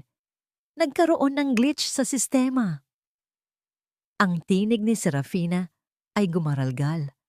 Ang kanyang kamay na hawak ang mikropono ay nanginginig ng ganoon na lamang kabilis, kaya ang tunog nito ay humahagupit sa pandinig ng lahat. Lumingon siya kay Lian. Ang kanyang mga mata ay nanunumbat, nagmamakaawa, at nagbabanta sa iisang tingin. Ngunit ang kanyang asawa ay nanatiling nakatayo ng matuwid. Ang mga kamay ay nasa likuran at ang mukha ay walang kahit anong emosyon na tila isang estatwang gawa sa marmol. "Hindi ito glitch, Seth," mahinahong sagot ni Lian. Ang kanyang boses, na pinalakas ng lapel mic, ay umaling-awngaw sa bawat sulok ng bulwagan. "Ito ang katotohanang matagal mong itinago sa ilalim ng iyong mga mamahaling gown at pekeng ngiti." Hindi huminto ang video. Sumunod na lumabas ang kuha mula sa kusina noong gabing nawala ang sapphire ring ni Donna. Malinaw na nakita ng lahat kung paano kinuha ni Serafina ang sariling singsing ng kaibigan at sadyang isiningit ito sa ilalim ng sofa bago pa man niya tawagin at hiyain si Nanay Yuffie sa harap ng kanyang mga amigas. Ang mga bulungan ay nagsimulang lumakas, tila isang papalapit na bagyo. Ang mga dating tagahanga ni Serafina, ang mga donyang nakikipag-unahan sa paghalik sa kanyang pisngi kanina, ay ngayon ay naglalayo ng kanilang mga upuan. Ang kanilang mga mata ay puno ng pagkabigla at pandidiri. Lian, itigil mo na ito. Napapahiya na tayo. Sigaw ni Doña Carmela. Mula sa VIP table, tumayo ang matandang babae. Ang kanyang mukha ay kasing pula ng alak na nasa kanyang baso. Akmang susugod siya sa entablado upang agawin ang remote.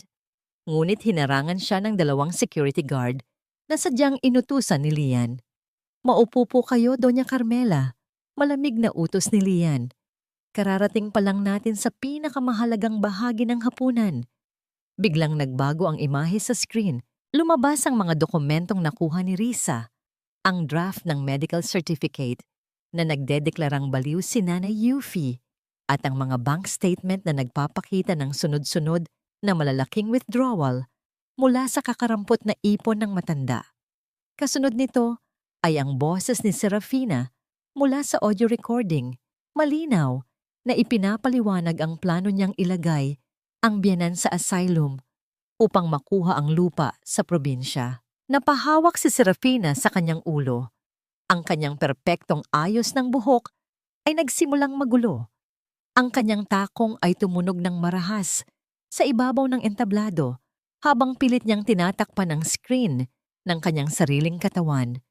Ngunit ang katotohanan ay masyadong malaki para itago. Sinungaling kayo. Fake ang mga yan. Gawa-gawa lang yan ni Lian dahil gusto niyang makipaghiwalay sa akin. Hiyaw ni Serafina sa mikropono. Ang kanyang boses ay tila isang nasirang plaka. Sa gitna ng kaguluhan, isang matandang lalaking nakasuot ng itim na sutana ang dahan-dahang tumayo mula sa kanyang upuan, si Father Mateo. Ang kanyang presensya ay nagdulot ng isang kakaibang katahimikan sa paligid. Ang bawat hakbang niya patungo sa entablado ay tila may dalang bigat ng moralidad. Kasunod niya ang isang lalaking naka-Amerikana, ang manager ng bangko. Serafina, anak, panimula ni Father Mateo. Ang kanyang boses ay malumanay ngunit puno ng awtoridad. Ang katotohanan ay hindi kailanman nagbibigay ng glitch. Ang kasalanan ay maaari mong itago sa dilim, ngunit ang Diyos ang magdadala nito sa liwanag. Nakita ko ang lahat. Narinig ko ang lahat. Pati na rin ang mga illegal na transaksyon sa account ni Ginang Euphrasia Monteclaro, dagdag ng bank manager. Ang lahat ng pirma sa mga withdrawal ay napatunayang ginaya lamang. Nabitawan ni Serafina ang mikropono. Ang tunog nito sa sahig ay tila isang hatol ng kamatayan. Napalingon siya sa kanyang ina, ngunit si Doña Carmela ay abala sa pagtatago ng sariling mukha sa likod ng kanyang pamaypay. Tila itinatatwa ang sariling anak upang maisalba ang sariling dangal. Lian walked toward the edge of the stage and looked down at his mother. Nanay Yuffie was sitting there, her eyes wide with tears. But for the first time in months, she wasn't looking at the floor. She was looking at her son. Tonight was supposed to be a charity gala for the elderly, sabi ni Lian. Tinitigan ang bawat panauhin. Ngunit ang tunay na kawanggawa ay nagsisimula sa paggalang sa sarili nating mga magulang sa loob ng sarili nating tahanan. Ang babaeng sinasabi ninyong inspirasyon ay walang iba kundi isang magnanakaw ng dignidad. Isang munting bata ang lumapit kay Nanay Yuffie, si Marites. Nadala ang isang basong tubig na malinis at hindi tumatapon. Inalalaya ng kasambahay ang matanda.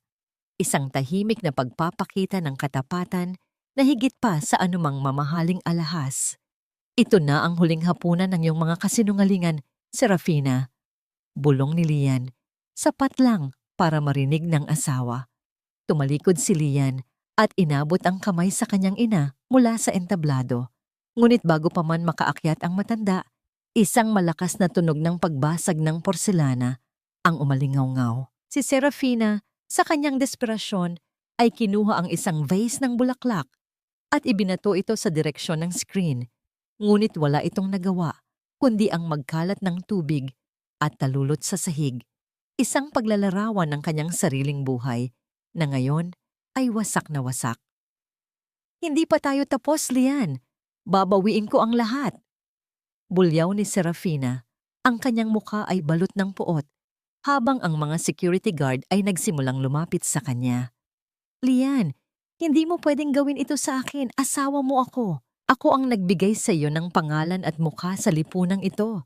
Hindi ka rerespetuhin ng mga taong ito kung wala ako sa tabi mo. Ang tinig ni Serafina ay pumiyok sa gitna ng matinis na pagsigaw. Ang kanyang mga kamay na kanina ay maingat na humahawak sa baso ng champagne, ay ngayon ay nakakuyom sa kwelyo ng Amerikana ni Lian. Ang bawat salitang binitawan niya ay tila isang desperadong pagtatangka na kumapit sa isang gumuguho ng gusali. Ang diamanteng hikaw na suot niya ay kumikislap sa ilalim ng mga spotlight, ngunit ang liwanag nito ay tila nanunuyot sa harap ng pawis na humahalo sa kanyang makapal na makeup. Lian remained as still as a mountain, his eyes reflecting a coldness that Serafina had never seen before. Ang mukhang ibinigay mo sa akin, Seth, ay isang maskarang gawa sa pait at luha ng nanay ko. Ang respeto na sinasabi mo, ipinagpalit mo yon sa bawat sampal at bawat panlalait na ibinigay mo sa babaeng nagluwal sa akin. Dahan-dahang tinanggal ni Lian ang mga daliri ni Serafina mula sa kanyang kwelyo, isang daliri sa bawat pagkakataon na tila nagtatapon ng isang maruming basahan. Ang tunay na tunog ng pagbagsak ng karangalan ni Serafina ay hindi ang pagbagsak ng mikropono sa sahig. Ito ay ang mahihinang bulong at marahas na pagtalikod ng mga panauhin sa paligid. Ang mga socialite na dati ay nag-aagawan sa atensyon ni Serafina ay ngayon ay parang mga aninong lumalayo, nandidiri sa amoy ng iskandalong bumabalot sa kanya. Ma, tulungan mo ako. Sabihin mo sa kanila na nagsisinungaling si Lian. Hiyaw ni Serafina, lumingon sa gawin ng VIP table kung saan nakaupo si Doña Carmela. Ngunit ang nakita ni Serafina ay ang pinakamasakit na uri ng pagtataksil. Si Doña Carmela ay dahan-dahang tumayo, hindi upang lapitan ng anak, kundi upang kunin ang kanyang clutch bag at ayusin ang kanyang balabal. Ang matandang babae ay hindi man lang tumingin sa direksyon ng entablado. Ang kanyang mukha ay balot ng isang malamig na katarungan para sa sarili, isang pagtatatwa sa sariling dugo upang maisalba ang natitira niyang reputasyon. Wala akong kinalaman sa mga kalokohan mo, Serafina. Malamig na pahayag ni Doña Carmela, sapat na malakas upang marinig ng mga nasa paligid. Sinasabi ko na nga ba, hindi ka talaga marunong magpahalaga sa pangalang ibinigay ko sa'yo. Lian, pasensya ka na. Hindi ko alam na ganyan pala ang pinalaki kong anak. Ang bawat salita ni Doña Carmela ay tila isang malupit na hatol. Napahawak si Serafina sa kanyang dibdib. Ang kanyang hininga ay naging mababaw at mabilis. Ang mundo na itinayo niya sa ibabaw ng mga diamante at kasinungalingan ay tuluyan ng gumuho. At ang tanging natira ay ang malamig na sahig ng entablado at ang mapanghusgang mga mata ng madla. Security! Pakialalayan na ang dating asawa ko palabas ng gusaling ito, utos ni Lian. Hindi na siya bahagi ng pamilyang ito at hindi na rin siya welcome sa hotel na ito. Dalawang malalaking lalaki na nakasuot ng itim na uniforme ang lumapit kay Serafina. Ang bawat hakbang ng mga ito sa ibabaw ng makintab na sahig ay tila tunog ng isang saradong pinto. Akmang hahawakan nila si Serafina sa braso, ngunit marahas itong kumawala. Huwag niyo akong hawakan. Kaya kong maglakad ng mag-isa. Bulyaw ni Serafina, ngunit ang kanyang mga binti ay gumaralgal sa panghihina. Habang naglalakad siya pababa ng entablado, ang kanyang mahabang gown ay sumasayad sa sahig.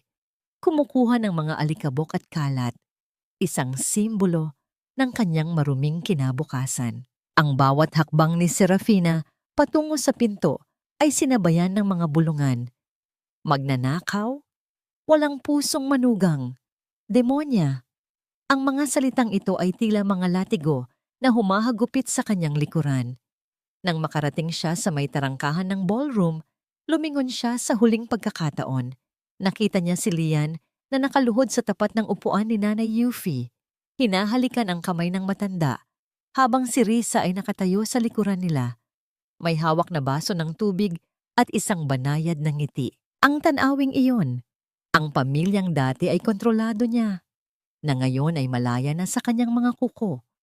Ang huling pako sa kanyang hukay. Lumabas si Serafina sa lobby ng hotel. Ang malamig na hangin ng gabi sa Makati ay humampas sa kanyang mukha, ngunit hindi ito sapat upang palamigin ang apoy ng kahihiyang nananalatay sa kanyang mga ugat. Sa labas, ang ulan ay nagsimulang pumatak, malalaki at mabibigat na butil na agad na bumasa sa kanyang mamahaling trahe de noche. Walang sasakyang naghihintay sa kanya. Ang driver na dati ay sumusunod sa bawat utos niya ay ngayon ay wala na sa paningin dahil ang lahat ng susi ay binawi na ni Lian. Nakatayo si Serafina sa gilid ng kalsada, basang-basa, habang ang mga diamanteng hikaw niya ay tila nagluluksa.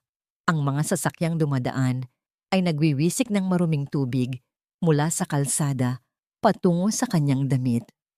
Ang reyna ng gabi ay naging isang basang sisiw sa isang iglap. Samantala, sa loob ng ballroom, ang atmosfera ay unti-unting gumaan. Si Father Mateo ay lumapit kay Nanay Yuffie at itinuon ang kanyang kamay sa ulo ng matanda para sa isang munting bendisyon.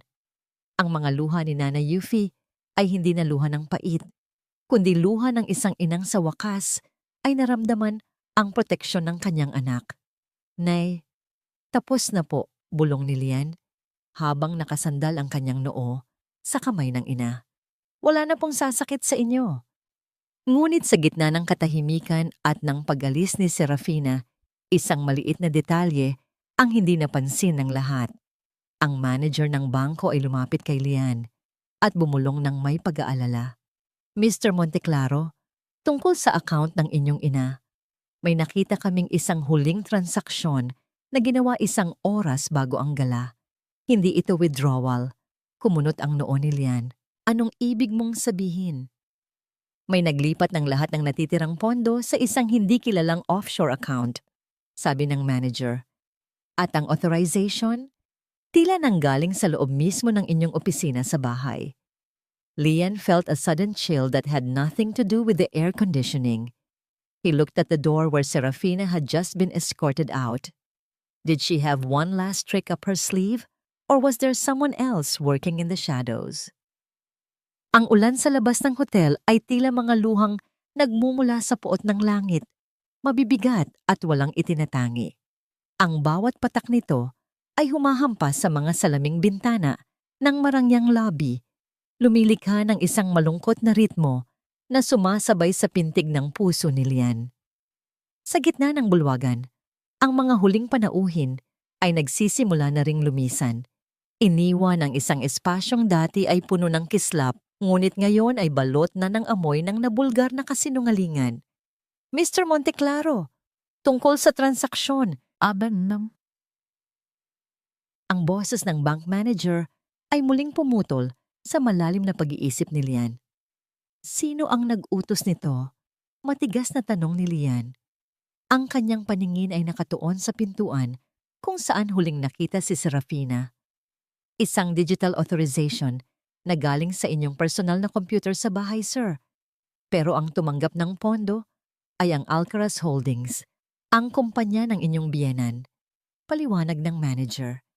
Isang mapait na tawa ang kumawala sa dibdib ni Lian. Doon niya naintindihan ng lahat. Hindi lang pala si Nanay Yuffie ang biktima rito. Maging si Serafina ay ginamit lamang ng sarili nitong ina. Si Doña Carmela, sa kanyang desperasyong maisalba ang bumabagsak nilang kumpanya, ay hinayaan ng kanyang anak na gumawa ng krimen para lamang makuha ang pera. At ngayong gabi, nang makita ang panganib, ay mabilis na tinalikuran si Serafina upang hindi madamay. Hayaan mo na ang pera, bulong ni Lian. Mas mahalaga ang kalayaan ng nanay ko kaysa sa anumang halaga. Naglakad si Lian patungo sa main entrance. Sa malayo, nakita niya ang isang figura na nakaupo sa gilid ng kalsada, basang-basa at nanginginig. Si Serafina. Ang kanyang itim na gown ay nakadikit sa kanyang katawan, tila isang maruming balat na hindi na niya kayang hubarin. Ang kanyang mga paa ay wala ng sapin, at ang kanyang muka ay puno ng itim na mantsa mula sa kanyang nagkalat na maskara. Lian walked toward her, holding an umbrella.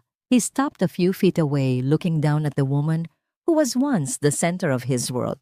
Lian, mahinang tawag ni Serafina. Ang kanyang boses ay tila isang hiling mula sa isang naghihingalong kaluluwa.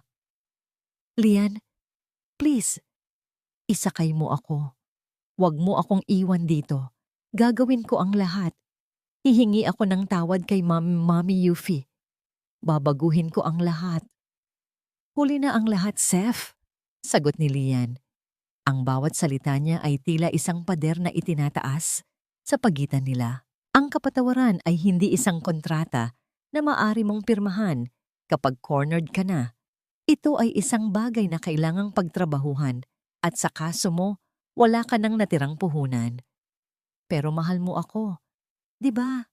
Sabi mo noon, kahit anong mangyari. Hikbi ni Serafina.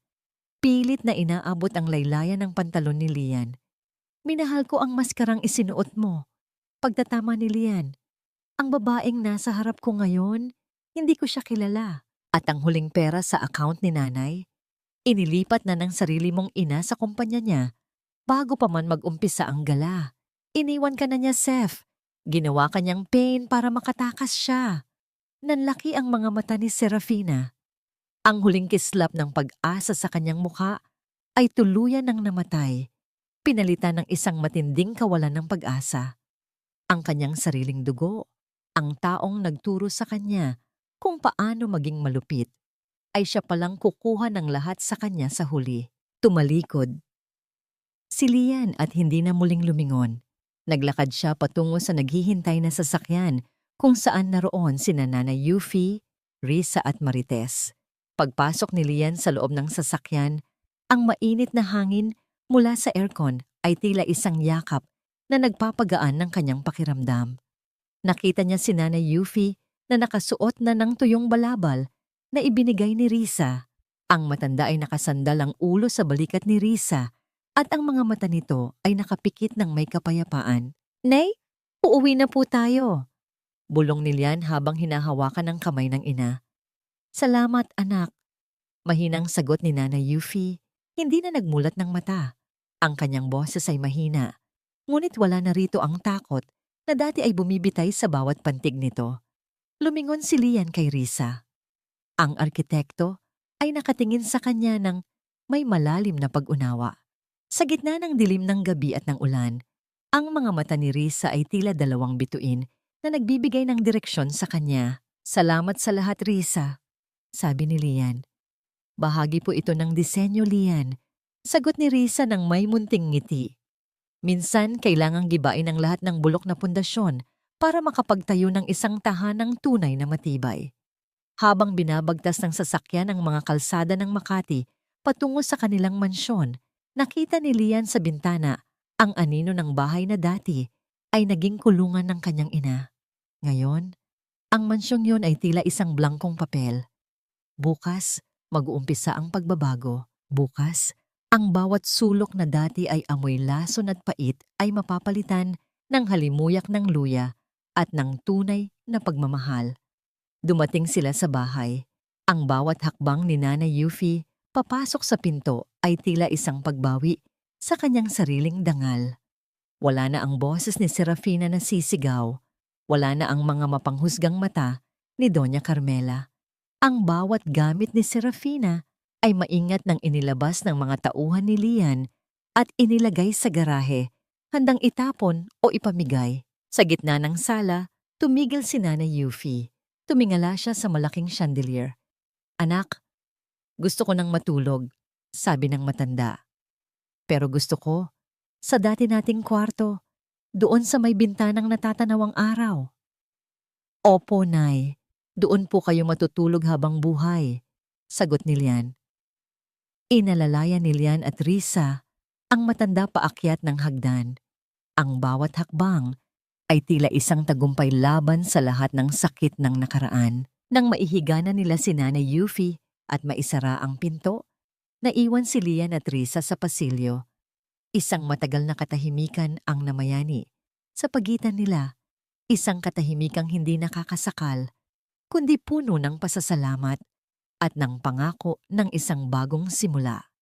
Tapos na ang bagyo, Lian, mahinang sabi ni Risa. Salamat sa pagiging silong ko, Risa, tugon ni Lian, habang tinititigan ang babaeng naging katuwang niya sa pinakamadilim na gabi ng kanyang buhay. Hindi na amoy lason ang hangin sa loob ng malaking bahay sa Makati. Wala na ang masangsang na halimuyak ng mamahaling pabango na dati ay tila sumasakal sa bawat sulok ng bawat silid.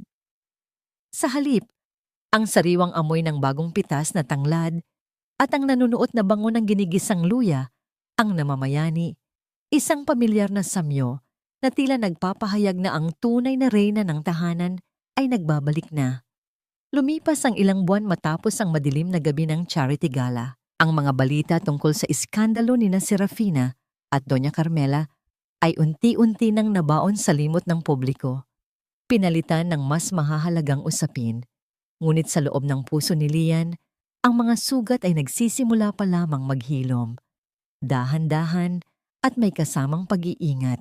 Nakatayo si Lian sa tapat ng malawak na bintana ng sala, pinagmamasdan ang bukang liwayway. Ang sikat ng araw ay marahang dumidampi sa mga bagong pintura na pader ng bahay, mga kulay na pinili ni Risa upang magbigay ng liwanag at init. Wala na ang mga madidilim at malalamig na kagamitan na dati ay ipinilit ni Serafina. Ang bawat muebles ngayon ay gawa sa kahoy, matibay at may dalang buhay. Hon, ay Sir Lian pala. Sorry po. Bati ni Marites. Habang naglalakad, bitbit ang isang tray ng mainit na kape. May suot siyang bagong uniforme, hindi na ang luma at punit-punit na damit. At ang kanyang muka ay hindi na bakas ang takot. Ayos lang, Marites. Ilang beses ko na bang sinabi sa'yo na huwag mo na akong tawaging Sir sa labas ng trabaho? Bahagi ka na ng pamilyang ito. Nakangiting sagot ni Lian. Salamat po, sir. Nakahanda na po ang almusal sa bagong kusina. At si Nanay Yuffie. Kanina pa po siya nandoon kasama si Ma'am Risa. Balita ng kasambahay. Naglakad si Lian patungo sa likod ng bahay. Ang dating dirty kitchen na madilim at masikip ay wala na. Sa pamamagitan ng disenyo ni Risa, ang pader na naghihiwalay sa kusina at sa hardin ay binuwag at pinalitan ng mga malalaking salaming pinto. Ngayon, ang sikat ng araw ay malayang nakakapasok, nagbibigay ng liwanag sa bawat galaw ni Nanay Yuffie. Nakita ni Lian ang kanyang ina na nakasuot ng malinis na puting apron. Maingat nitong hinahalo ang isang kaldero ng tinola. Habang si Risa ay nakatayo sa tabi nito, seryosong naglilista ng mga sangkap sa isang maliit na notebook. Dahan-dahan lang ang paglagay ng patis, iha. Dapat ay malasahan mo muna ang tamis ng manok at ang anghang ng luya bago mo dagdagan ng alat, turo ni Nanay Yuffie.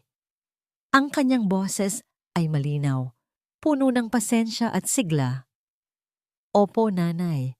Ang hirap pala talagang makuha ang timpla nyo. Parang may mahika ang mga kamay nyo.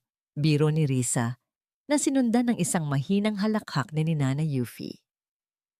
Huminto si Lian sa may pintuan. Pinagmamasdan ang dalawang babaeng nagbigay sa kanya ng bagong pag-asa. Ang panginginig ng mga kamay ni Nanay Yuffie ay halos wala na.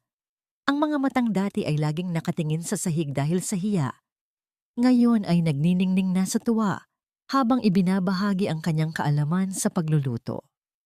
Mukhang masarap yan, ah, singit ni Lian habang lumalapit. Anak, gising ka na pala. Halika, tikman mo itong tinola. Ito ang paborito mong luto na may maraming malunggay. Masayang anyaya ng ina. Kumuha si Lian ng kutsara at tinikman ng sabaw. Ang init nito ay gumapang sa kanyang lalamunan patungo sa kanyang dibdib. Tila isang gamot na nagpapagaling sa lahat ng pait ng nakaraan. Ito ang lasa ng bahay, Nay. Ang lasa na matagal kong hinanap. Nagkatinginan sila ni Risa. Ang arkitekto ay nag-iwas ng tingin ng bahagya. Ngunit ang munting namangiti sa mga labi nito ay sapat na upang malaman ni Lian na pareho sila ng nararamdaman. Ang proyektong ito ay hindi lang tungkol sa pagpapaganda ng bahay. Ito ay tungkol sa pagtatayo muli ng isang pamilyang winasak ng kasakiman. Nang matapos ang almusal, lumabas si Lian at Risa sa garden para pag-usapan ang huling bahagi ng plano.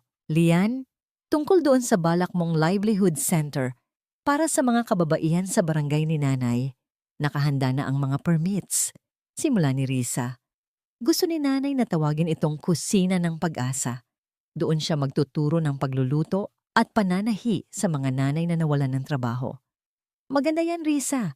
Gusto kong makita ni Nanay na ang lahat ng paghihirap niya noon ay magiging inspirasyon para sa iba. Sagot ni Lian. At ang tungkol kay Serafina? Mahinahong tanong ni Risa. Huminga ng malalim si Lian. Tumawag ang abogado kahapon. Tapos na ang annulment. Ang kumpanya ng pamilya nila ay tuluyan ng nalugi at kinuha na ng bangko ang lahat ng ari-arian ni Doña Carmela. Balita ko, nasa probinsya sila ngayon, nakatira sa isang maliit na paupahan. Karma na ang bahala sa kanila, Risa. Wala na silang puwang sa buhay namin. Tumingin si Risa sa malayo. Ang pagpapatawad ay hindi para sa kanila. Lian, ito ay para sa atin, para hindi na tayo nakatali sa galit. Alam ko, bulong ni Lian. Dahan-dahan niyang kinuha ang kamay ni Risa. Sa pagkakataong ito, hindi na ito isang aksidente. Hinawakan niya ang kamay nito nang may paninindigan at lalim. Risa, salamat sa hindi mo pagbitaw. Salamat sa pagpapaalala sa akin kung ano ang tunay na halaga ng isang tahanan. Humarap sa kanya si Risa. Ang mga mata nito ay puno ng katapatan. Hindi ako bumitaw dahil nakita ko ang kabutihan mo, Lian. Nakita ko ang isang anak na handang itaya ang lahat para sa kanyang ina. At iyon ang pundasyong gusto kong makasama habang buhay. Sa gitna ng katahimikan ng garden, tanging ang awit ng mga ibon at ang kaluskos ng mga dahon ang maririnig. Isang mahinang hangin ang dumaan, tila humahaplos sa kanilang mga mukha. May dalang pangako ng isang kinabukasang malaya sa takot at puno ng pagmamahal. Biglang lumabas si Nanay Yuffie mula sa kusina. Bit-bit ang isang tray ng kakanin. Huminto siya nang makita ang dalawa na magkahawak ang kanyang kamay. Isang matamis na ngiti ang sumilay sa kanyang mga labi. Isang ngiting walang bahid ng pait. Hindi siya nagsalita. Sa halip ay tahimik siyang bumalik sa loob. Tila ayaw gambalain ang isang sandaling alam niyang matagal nang nararapat para sa kanyang anak. Ang sugat ay naging peklat na lamang. Isang paalala ng labanan. Ngunit hindi na ito nagdudulot ng sakit. Ang tunay na paghilom ay hindi nangangahulugang mawawala ang alaala, kundi ang kakayahang harapin ang bukas nang walang galit sa halimuyak ng luya at pagmamahal. Ang hapon ay nababalot ng kulay kahel at gintong sinag ng araw habang dahan-dahang lumulubog ito sa likod ng mga gusali sa Makati. Sa harap ng isang bagong gusali sa barangay, ang kusina ng pag-asa ay nagtipon-tipon ang mga tao. Hindi ito isang marangyang charity gala na puno ng mga diamante at pekeng ngiti. Ito ay isang pagtitipon ng mga nanay na may bitbit na sariling mga baunan, mga batang nagtatakbuhan sa paligid, at ang halimuyak ng sariwang luto na nagmumula sa loob. Sa gitna ng lahat, nakatayo si Nanay Yuffie. Wala na ang takot sa kanyang mga mata. Wala na ang panginginig sa kanyang mga kamay. Nakasuot siya ng isang magandang ternong gawa sa lokal na tela at ang kanyang likod ay tuwid na tila isang reynang. Sa wakas ay nakuha ang kanyang korona. Hindi korona ng ginto, kundi korona ng respeto mula sa mga taong tinuturuan niya ngayon ng sining ng pagluluto at pananahi. Salamat sa inyong lahat. Simula ni Nanay Yuffie. Ang kanyang boses ay umalingaw-ngaw sa simpleng audio system, malinaw at puno ng kapayapaan. Ang bawat isa sa atin ay may halaga. Hindi nasusukat ang dangal sa yaman ng ating anak o sa ganda ng ating suot. Nasusukat ito sa kung paano natin pinapahalagahan ang bawat isa sa loob ng ating sariling tahanan. Sa gilid ng entablado, nakatayo si Lian kasama si Risa. Ang kamay ni Lian ay mahigpit na nakahawak sa kamay ng arkitekto, isang pagpapakita ng pag-asa para sa kanilang sariling kinabukasan. Tumingin si Lian sa kanyang ina at naramdaman niya ang isang matinding bugso ng pasasalamat. Ang lahat ng hirap at pait na pinagdaanan nila ay tila naglaho na, pinalitan ng isang malalim na pag-unawa sa buhay. Nahanap na ba niya ang kapatawaran, Lian? Mahinang tanong ni Risa habang nakatingin kay Nanay Yuffie. Sa tingin ko, hindi lang kapatawaran ang nahanap ni Nanay. Sagot ni Lian, ang kanyang boses ay puno ng emosyon. Nahanap niya ang kanyang boses. Pinatawad na niya ang nakaraan, hindi dahil karapat-dapat ang mga nanakit sa kanya, kundi dahil karapat-dapat siya sa katahimikan ng isip. Naisip ni Lian si Serafina. Balita niya ay nagtatrabaho ito ngayon bilang isang encoder sa isang maliit na opisina sa probinsya, malayo sa karangyaan at layo sa mga taong dati ay pinapaikot niya. Si Doña Carmela naman ay nababalitang nakatira na lamang sa isang maliit na kwarto. Inabandona ng mga kaibigang dati ay inaalayan niya ng mga regalo. Ang karma ay hindi laging dumarating sa anyo ng kidlat.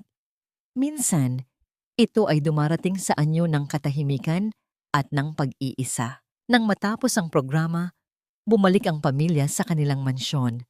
Ngunit hindi na ito isang malamig na mansyon. Ito ay isa na ring tahanan. Isang malaking mesa ang nakahanda para sa kanilang hapunan. Nakaupo si Nanay Yuffie sa kabisera, ang kabisera na dati ay ipinagkakait sa kanya. Sa kanyang kanan ay si Lian at sa kanyang kaliwa ay si Risa. Naroon din si Marites at ang kanyang anak. Sabay-sabay silang lahat sa isang masayang salo-salo. Bago sila mag-umpisang kumain, tumayo si Lian at lumapit sa kanyang ina. Ginawa niya ang isang bagay na sa loob ng maraming taon ay kinalimutan niyang gawin ng may buong puso. Kinuha niya ang kamay ni Nanay Yuffie at idinampi ang kanyang noo rito. Mano po, Nay? Bulong ni Lian. Isang pagmamano na puno ng pagsisisi at ng pangako. Kaawaan ka ng Diyos, anak, sagot ni Nanay Yuffie habang ang kanyang kabilang kamay ay marahang humahaplos sa buhok ni Lian. Sa hapagkainang yun, habang iniikot ang mangkok ng mainit na tinola, naramdaman ni Lian ang tunay na kahulugan ng tagumpay. Ang bawat higop ng sabaw ay may dalang tamis ng pagmamahal at anghang ng katotohanan. Natutunan niya ang isang mahalagang aral. Ang tunay na kayamanan ng isang lalaki ay hindi nasusukat sa taas ng kanyang gusali o sa laki ng kanyang bangko, kundi sa kung paano niya pinoprotektahan ang dignidad ng pinakamahina sa kanyang pamilya. Ang gabi ay tahimik. Wala nang sigawan, wala nang pananakit. Tanging ang mahinang tunog ng mga kubyertos at ang masayang kwentuhan ang maririnig. Ang bawat sugat ay naghilom na, nag-iiwan ng mga peklat na nagsisilbing paalala na ang pag-ibig, kapag totoo, ay laging makakahanap ng paraan upang bumalik sa liwanag. Sa wakas, ang bawat hininga sa loob ng tahanang iyon ay malaya na. Malaya sa takot, malaya sa galit at higit sa lahat, puno ng walang katapusang pag-asa.